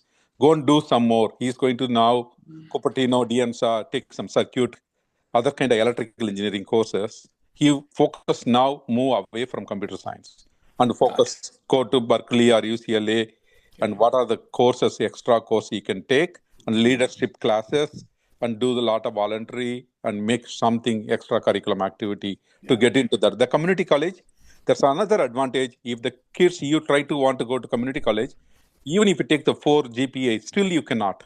But if you go community college backside, there is 8 to 10% automatic admission, all the UCs. And if your kids is really doing very good in community college, there is a key advantage getting into that UC, like a best school, like UCLA, Santa Cruz. That also you are not pointed out why the community college, there's advantage for Indian kids can do, they are not getting into the good school. They can go to the back door. Doing this way, there's a 10% automatic admission if you do really a good in community college, plus extracurriculum activity. Okay. Thank you. Yeah, understood. So there are many questions in there. So let me address the simpler one. So as I mentioned, community college definitely is an option. And for California students, many times there is this transfer guarantee, etc. It does. So there is a benefit to taking that 2 years community college, then a transfer route. But then, like I said, there are trade-offs. It's not for everyone. And I listed those trade-offs. Now, coming to your question that what should your child do who just finished 2 years? I go back again to my advice. I think that reacting, because all of these career labels are uncertain, right? I really think that, I think at this point of time, chasing career labels like your older one recommended, I think it is very hard and extremely risky, because on what basis are we doing that? We are all engineers in some way. We go with data. Where is the data to support all that? So while I agree with you that certain careers like nursing, like you said, careers involving human elements would be secure, therapists, counselors, all of these roles would be strengthened and more demand with AI. But which kind of technical roles will evolve, I just don't know. So I would again say that few things that which your older one did point out, and which I agree with. Build real life, use the next 2 years to build real life skills like AI fluency. I think that every college student should be building that. Literally, it's almost like saying, I know word processing or spreadsheet, I have AI fluency. Build opportunities, figure out places for developing communication skills, professional emails, figuring out team environment. I think that, and then the technical reason, if you want to go there, I think that way to get a career should only be if you're really good in that area, but not chasing that career, because we just don't know whether that will be. So my take is that there will be a huge shrinkage in technical roles. People would still be needed, right, for infrastructure and AI and other areas, but the demand, I think, would be substantially lower. And then lastly, computer science on its own, nobody is saying that computer science is not a good thing. I think it's computer science, but take the next 2 years to figure out computer science for what purpose. So what you do, and that's why I think a 4-year college is the better option than a community college, is how would a 20-year-old figure that out? So what I suggest is use college to just learn stuff. Because if you're trying to figure yourself out, that's one goal of college. Go take a philosophy class. Go take an ethics class. Go take an anthropology class or user design class. See what you like. So computer science plus something. Learn as much as you can and use college for that and not just for what you went in. So I know in principle, I don't agree with saying no to computer science as a blanket statement. I think it needs to be computer science plus something, and that every student should figure out in the next 2 years, what is that plus? But in parallel, achieve AI fluency. In parallel, develop those real life skills that employers will need, communication and all that, because even with the college degrees, like I said, the classroom knowledge, employment is at risk if you don't have those. But if you have those skills, you'll be in a good place where you can apply for a net new career track which didn't exist. But without those skills, you are boxed. So with respect, with the deepest respect and compassion, your older son, I'm sorry to say that, your older son's framework is outdated. Thanks, Vinny. Yeah. So one thing I also learned in last few years is is AI is not going to replace you or me or anyone, but the one who uses the AI to empower themselves to do the work in better way are going to replace or maybe they're going to do better than the one who is not using AI. That is what I have learned in recent days. Yeah. Okay. Yeah, Aristotle, right. That is true, but also, let's be honest here, AI will replace jobs en masse. My daughter is running an AI company. She's an entrepreneur, and the collections business, right? Collections like credit card, people don't pay, and they have armies of people to call, right? Her tool that she created is replacing those armies of people that were doing that. The complete industry is going. Like all of them, because employees they're seeing a 97% saving by making these AI tools make those outbound phone calls. So entire categories of jobs So Starbucks baristas, it's a matter of 2 years. Entire generation will be gone. All Starbucks baristas. I told you about marketing jobs. Tactical marketing jobs are all gone, right? Any repetitive jobs, right, are gone. So one of the things, coming back to the previous gentleman, his question, one of the things that you should guide your child is, I think it's really important, and I cannot overstate this. What is it that you want to solve? And then go build that. Like, don't stay in a theoretical world and keep hypothesizing about what AI will do or not do. What is it that you want to do, and just do it? Why wait for graduating from college to build stuff? Build it now. Build a prototype. Do something. Okay. This world is asking for direct world experiences, not theoretical. Okay. Thanks, Vinny. Okay, any other questions? Yeah.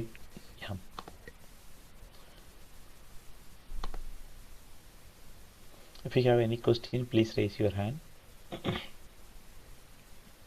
I think no more questions in the chat also. I do hear one common question, which is like those who are in the 9th grade or 10th graders, like the students have not planned anything. Students or parents have not planned anything or specific track. Either it's engineering or doctor side of it or economic side of it. What would you recommend? Yes, I know, like you talked about what problem you are going to solve based on the choose your career path, right? Yes, even that is not clear sometimes, right? Good point. We are just like completely open in terms of like what path to take and what problems to solve, or even sometimes it's very hard to find out what I'm passionate about it, right? Yeah, these are the similar like kind of conversations I usually hear from people who are like in 8th grade, 9th or 10th grade. Yeah, what would you recommend, Vinny? Yeah, excellent question. So as part of our program design, what we suggest is that 8th and 9th grade, you explore yourself. Remember, in the career exploration approach that I talked about, I said that you start with yourself first. So take 7th, 8th, and 9th grade to figure yourself out. It's like, what am I really interested in? Other than doing stuff, other than being good at math, what am I good at? And parents, you expose them to different life experiences so that they can start thinking about. A big part of this, I really think, is that the question about what problem do I want to solve, that comes from life experiences. What does that mean? I started Upward Path Institute. That's based on a life experience, right? As a highly educated immigrant family, we didn't have access to college admissions resources. That's a life experience which gave me the inspiration to start Upward Path Institute, right? So what I would suggest is that 8th grade, 9th grade, even 10th grade, have the student work on some problems. Like community service, I think, is an excellent way, not volunteer hours, but figure out as part of our program, we give a list of different things you can do. For example, you work at a food bank, right? And you actually are preparing food and you're feeding the hungry. When you, as a 8th or a 9th grader, impressionable, you see the hunger on someone's face and you see the satisfaction on someone's face after feeding them, is it not going to impact that 8th or 9th grader who might say, the problem I want to solve is hunger, right? But where did that inspiration come from? So one of the things I would suggest to our community, I'm sorry, I come across as judgmental, but that's not me. We need to expose our students, our children to uncomfortable situations.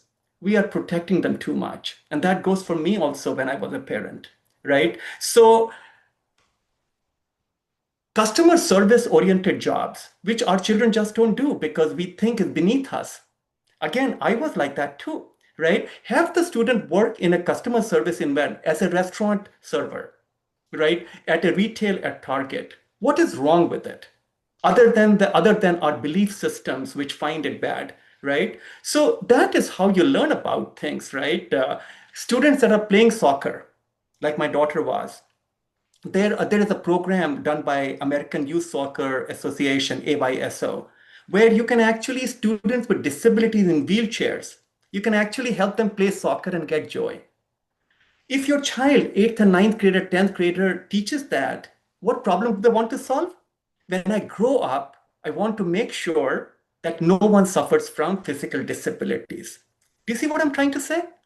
That is how you expose them. So there is no magic. Nobody has a magical answer, even for a 50-year-old. There's no magical answer about what problem do I want to solve. But the best inspirations come from life experiences. Think about yourself, guys, that you want to solve a problem when you saw it, right?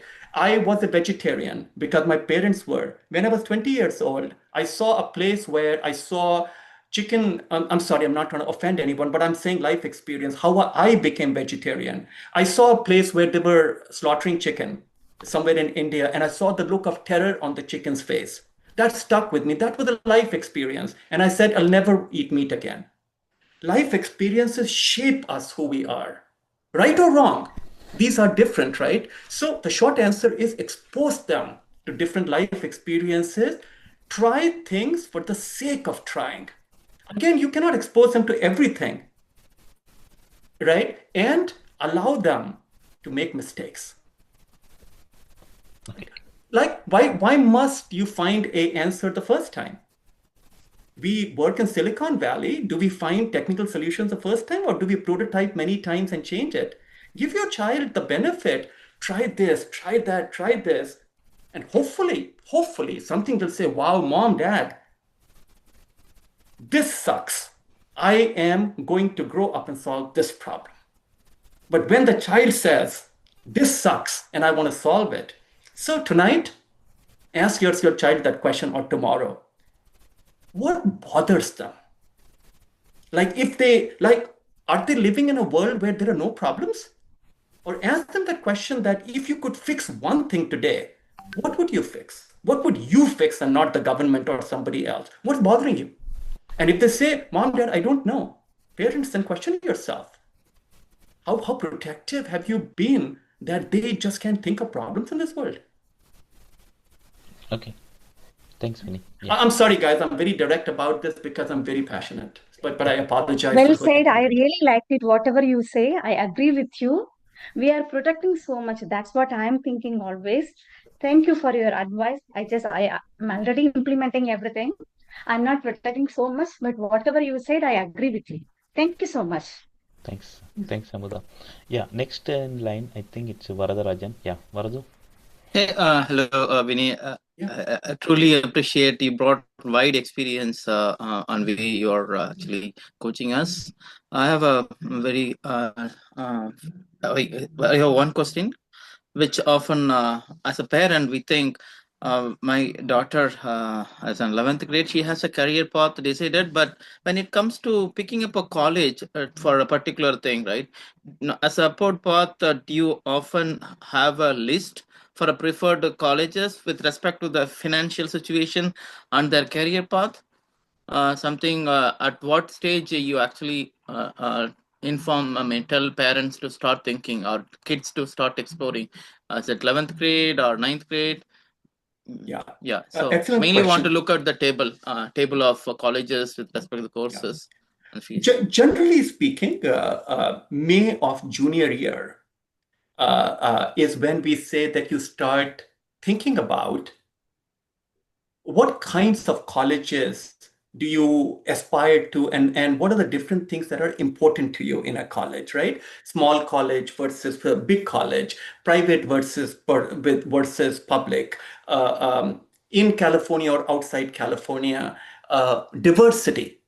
Do I want a place where most people look like California, like ethnically, right, and all that? Or do I want to learn about white people in the country? There's no right or wrong answers. So the short answer is May of junior year, and we help our students with that thinking. And then the second thing is that you start thinking about which majors at college, right? What do you want to study? Just one or a combination, right? And based on that, then we help them pick the right colleges. My second, yeah, thank you. Yeah, go ahead, please. Yeah, go ahead, go ahead. Yeah. So my second question is about when kids are specific to the particular thing, right? I think looking at life-changing technologies which we have to learn. What is your one or two statement of motivation for them to look out, learn other skills that carry forward on particular career, right? For example, like AI is one area where they have any field that it is touching up, right? So what is that you tell? Yeah, so in terms of technologies, if AI, we actually recommend that to all students, a beginner level Python proficiency. Doesn't matter whether you are a STEM aspirant or non-STEM, I think that certain level of coding would be required for every student. Doesn't matter whether you're studying psychology, because everything would involve high volumes of data to be analyzed. So that is one part, but outside that, at Upward Path Institute, led by me, because I'm the curriculum designer, I really believe in holistic student development. From my own personal life experience,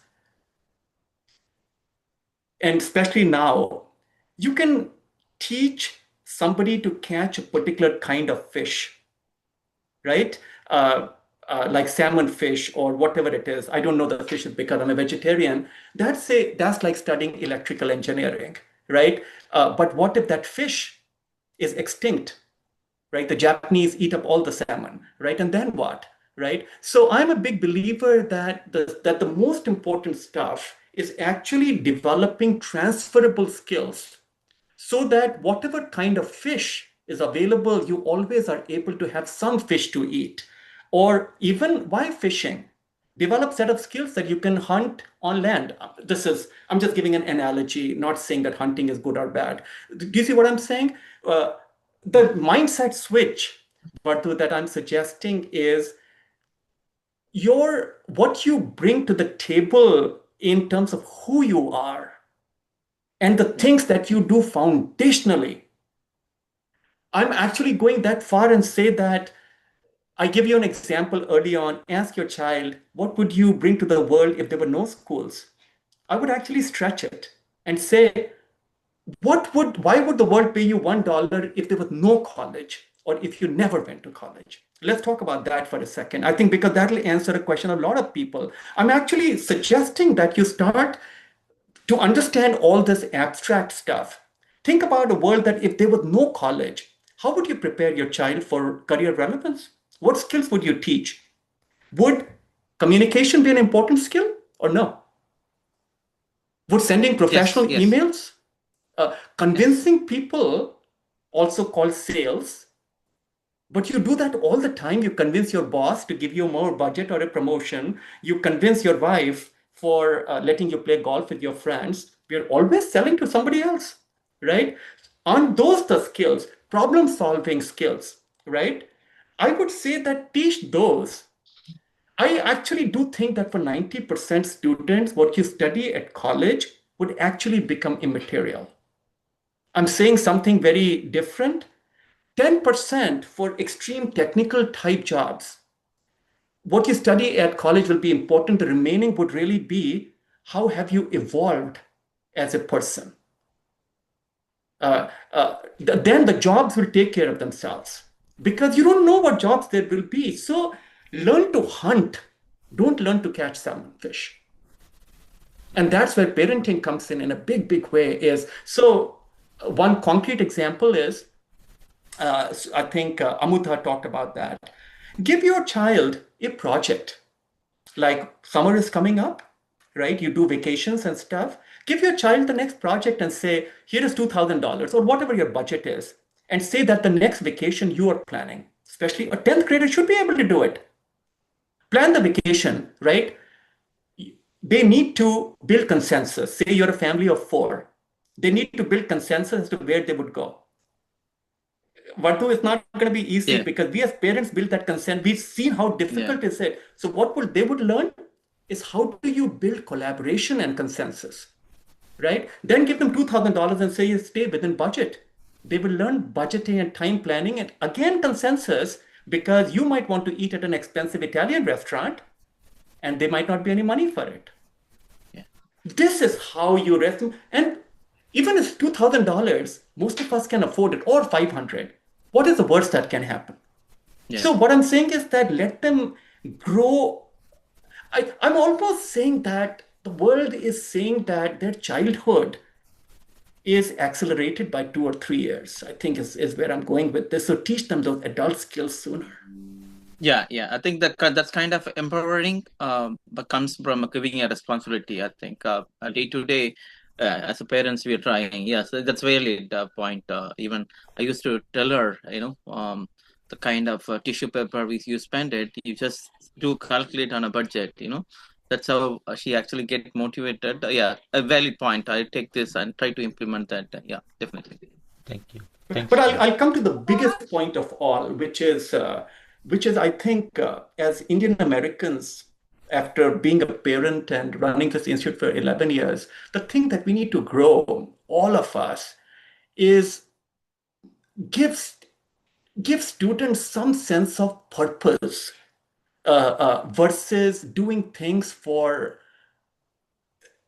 getting resources from the society. We come from a very resource deprived country. That's our reality, but that's not US reality, right? So I think that the one takeaway, if we can take away today, is teach the child in terms of what do you care about? If you could fix if you could cut through all my talk today, just one thing, it's like, if you could fix anything today to your child, Bartu, for example, what is it that bothers you deeply that you would fix? And you want to fix it today. And if that answer is not there, I think that's the foundational work that needs to be done. They have to be bothered about something, right? I mean, puppies in COVID time, people adopted puppies because they were alone. COVID went away, people abandoned those puppies. Those puppies need a home. That's a problem. Gaza is burning, that's a problem. Ukraine is burning, that's a problem. The world is burning, planet is burning, Amazon rainforest are burning. How many problems? So aren't these kids so protected that they'll not be able to come up with one problem to solve? Okay. I think that will be my key message, is purpose driven, because everything will come from there. The motivation to do community service, the motivation to take academics courses to solve that problem, it comes from purpose. I say to you, as parents, you guys work hard, right? Both of you are working 5 days a week, 60 hours a week, but at 3 a.m., if your child has stomach ache, do you wake up or no? Why do you do that? Sense of urgency and care. You care, right? Exactly. Yeah. Thank you, Vardhu. You care because, right? So what can your child become a parent to in terms of a cause? What will they wake up at 3 a.m. for? Very simple framework. So when I work with students, I ask them that, who can you be a parent to? Meaning that for who would you wake up at 3 a.m.? I think that is the world where we are going, is that purpose. They will then figure out, to solve that, I will study computer science and psychology in college, right? And that motivation will come from them. Okay, next. Thanks. Next we have Nishar.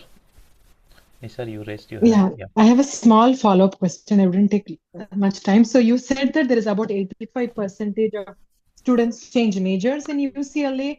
I just want to know what's the reason behind it. Is it's because it's too difficult for them, the majors they chose, or they lose passion for that and they find something else passionate? That's what's my question. And thank you for this session. Sure, you're welcome. To be honest, I don't have a scientific research-based answer to your question. I can speculate. So I can do intelligent guess. And my intelligent guess is that they figured themselves out. And as they learn about their own interest, and once they're away from the cocoons that they were in, basically it's just about more exposure and self-discovery. That's what happened to my daughter. So like, to the extent that, so we live in Cupertino, And she went to Monte Vista High School, which is a well-known public high school, but very STEM heavy. 70–80% of students are of Indian or Chinese origin.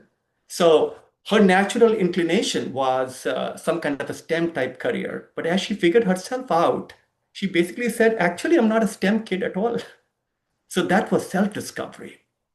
So once you're removed from home, you're removed from the cocoon of school, when you do self-discovery. And that's where I think your peer group in college plays a big role. Because is that a passive, complacent peer group, or are they helping you grow and think in a vital manner? Does that help? Sorry, I don't have a more precise and research-based statistical answer to that question. No, that's what I thought. So okay. Thank you. That helped. Yeah. Also, yeah, Damu, you have one question. Before that, let me ask another question, which I come across very often, right? Not just me, also the many of the parents also encounter this same question, right? Say, yes, we have, since we are in Bay Area, especially the Silicon Valley, right? So we have a lot to study because of the peer pressure. Not just we, I mean to say the kids, like those who are in middle school and high school, right? Every day, at least I see that people are like, kids are like, they're at least studying until 11, 12, sometime 1, 2, right? And also they have a lot to compete against other extracurricular activities. And then where do they find time to explore new things, creativity, right? Without burning out. So what kind of recommendations you provide for especially the students without burning out, how to explore all these opportunities? I think that this is a very, very important question, Aristotle, that you're asking. So first thing first, I think that this overload, especially around extracurricular activities, happens because we, as an immigrant community, don't have a clear direction of which extracurricular activities to pursue. So what we do is that we take on too many because we don't know which ones are relevant. So the students are very busy, overwhelmed. Parents are very busy, spend a lot of money on different activities. Parents are overwhelmed, but it's like spinning those car wheels in snowy conditions. Things are not moving. So the short answer to your question is objective professional guidance on the right kind of activities. So as an example, career exploration, which is what we do so well, career exploration is an extracurricular activity, right? If you're learning about new careers, a lot of people would say, but I still need to do some other extracurricular activity. And I'm like, why? If you're learning about different career options, you are growing.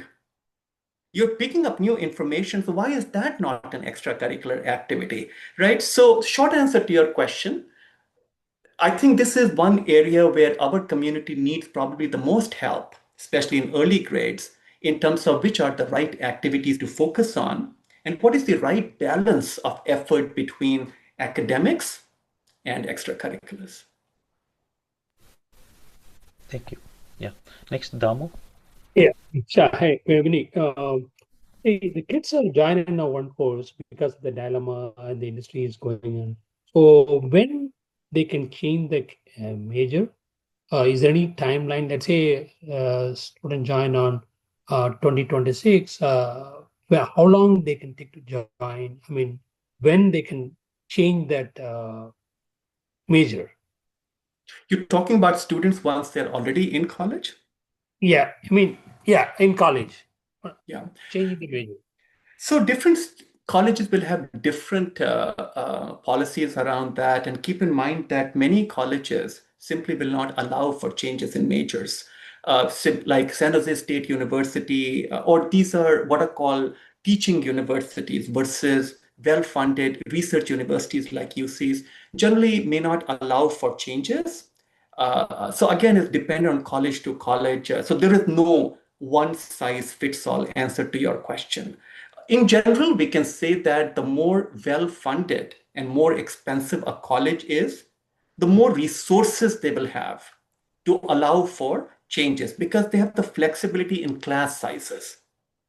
But the cheaper a college is, especially teaching universities like San Jose State, etc., they generally will have a problem. Like San Jose State University, already the average graduation is 5 years, not 4. You change the major and it can become 7.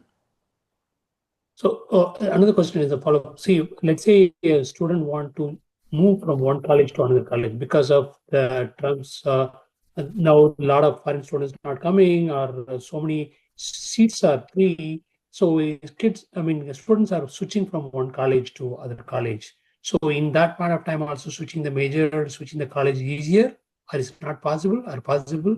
What do you think?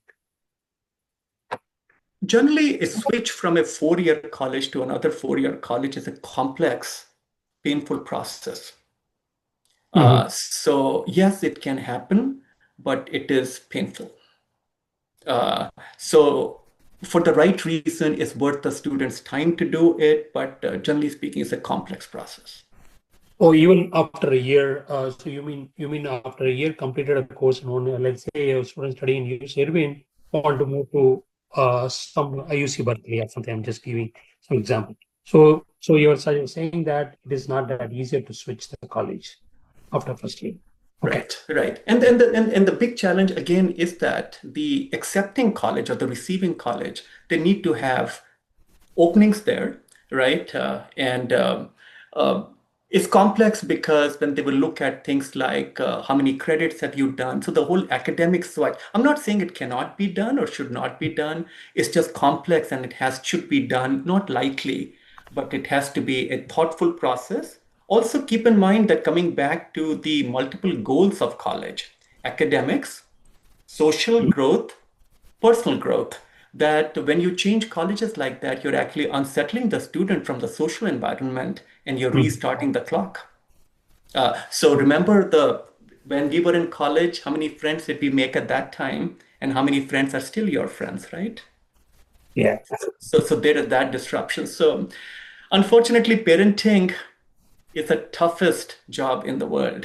That's what I think you're probably realizing today, that there's no software for this, unfortunately. But yes, 4-year college to 4-year college transfers can be done, but do so carefully and thoughtfully. And that's something we can help with.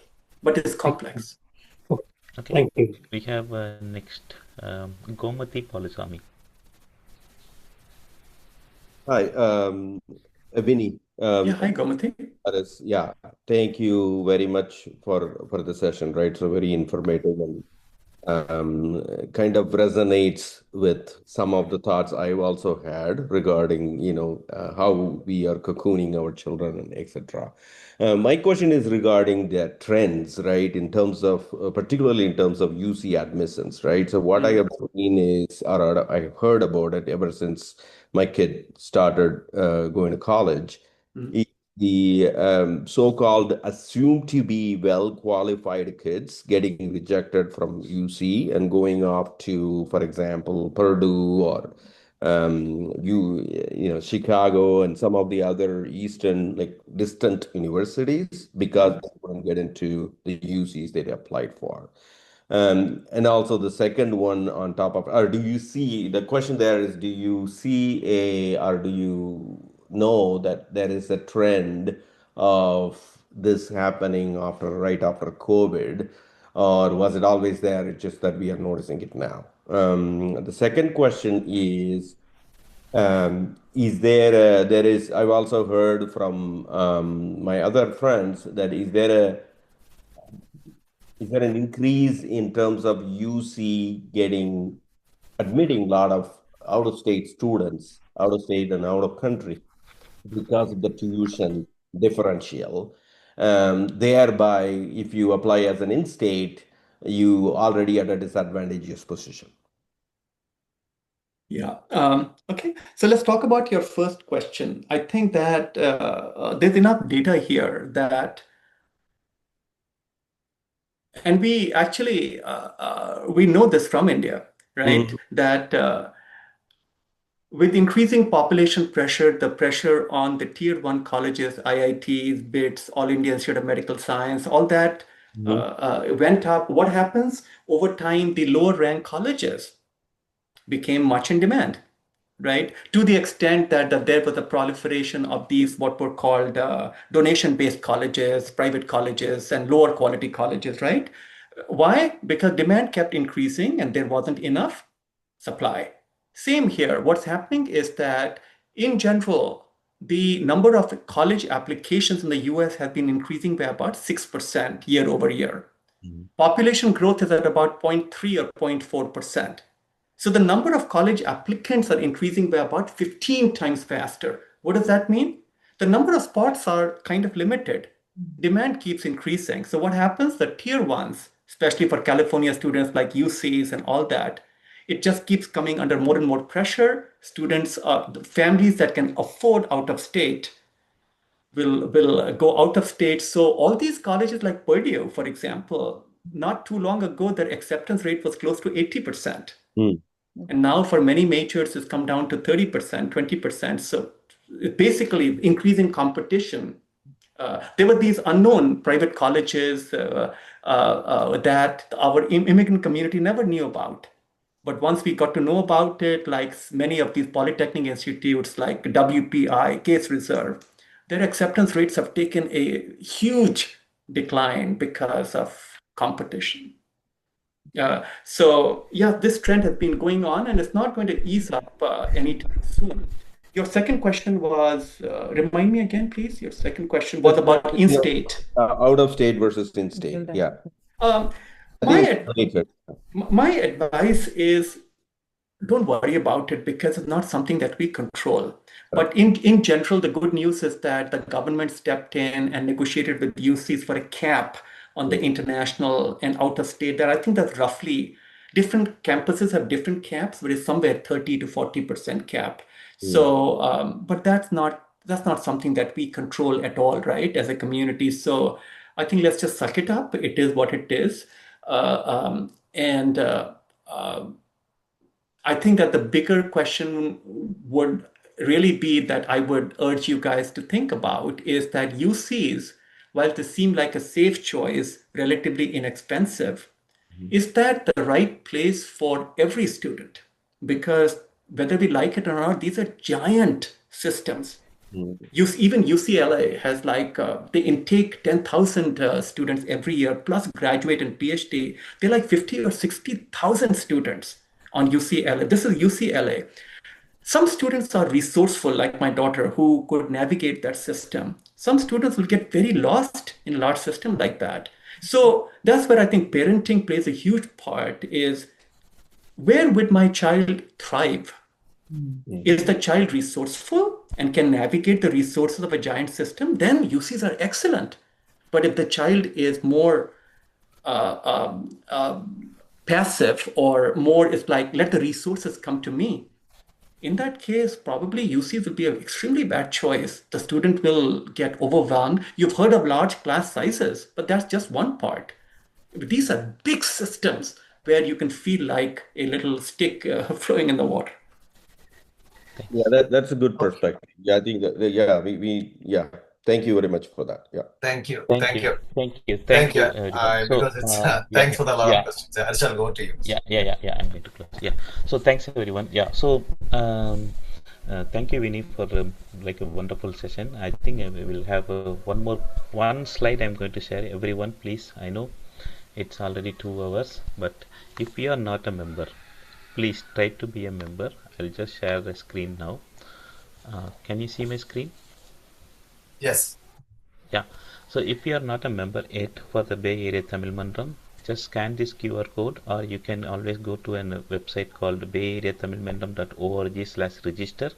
You should be able to register and try to be a lifetime member so that you can get all these informations as soon as possible when we actually host any event. And also all the slides, whatever we have displayed today, I will receive from Mr. Vinny, and I can share with you whoever attended, whoever signed up for this session. Slides and then videos will be uploaded. Slides will be shared through email. The video will be uploaded in the YouTube or the Facebook. Yeah. With that, I would like to invite Amuda to come and close it. I'm sure Amuda will share a personal testimony because Amuda is maybe she can talk more about it. Yeah. True. Yeah. Yeah, sure. Yeah, thank you, Mr. Vinny Gupta. Definitely, it was a very useful, informative session, and you gave a lot of insights, for the parents who are really worried about like how to cross this, especially those who have the teenagers. Uh, Mostly the worry will be like this, like how we are going to guide our kids, in the right direction. That's where you guys come in and help us to reach our destination. Definitely, like as you asked my testimony, Aristotle, yeah, definitely it is. He guided us like the upward path before it's easy. Yeah, what the name change doesn't matter, but the services they provide is very, very useful. They help us. They have wonderful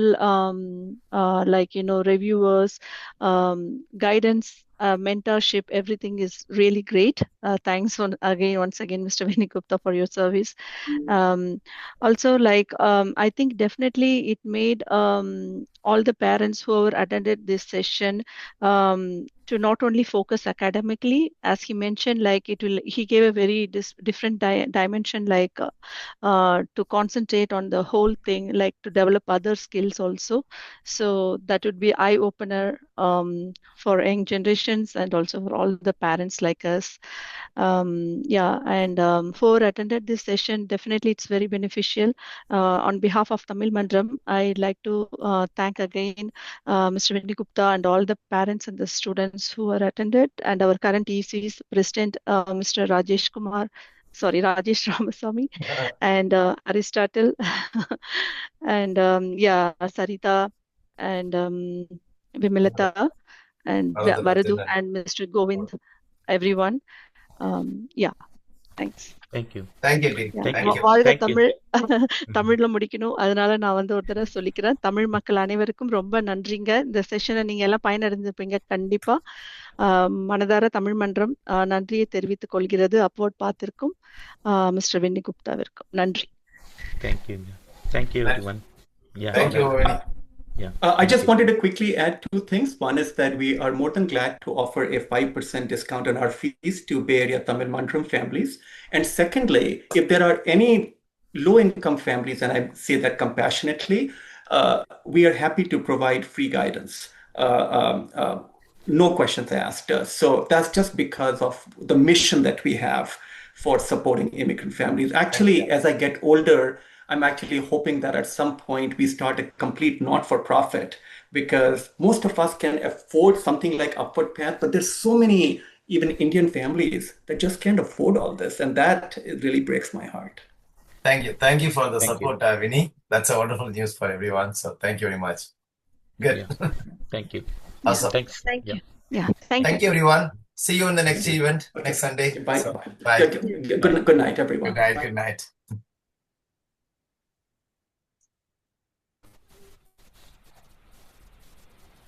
I think it's okay. I'll close the meeting. Thank you. Yeah. Okay. Okay. Thank you. Yeah.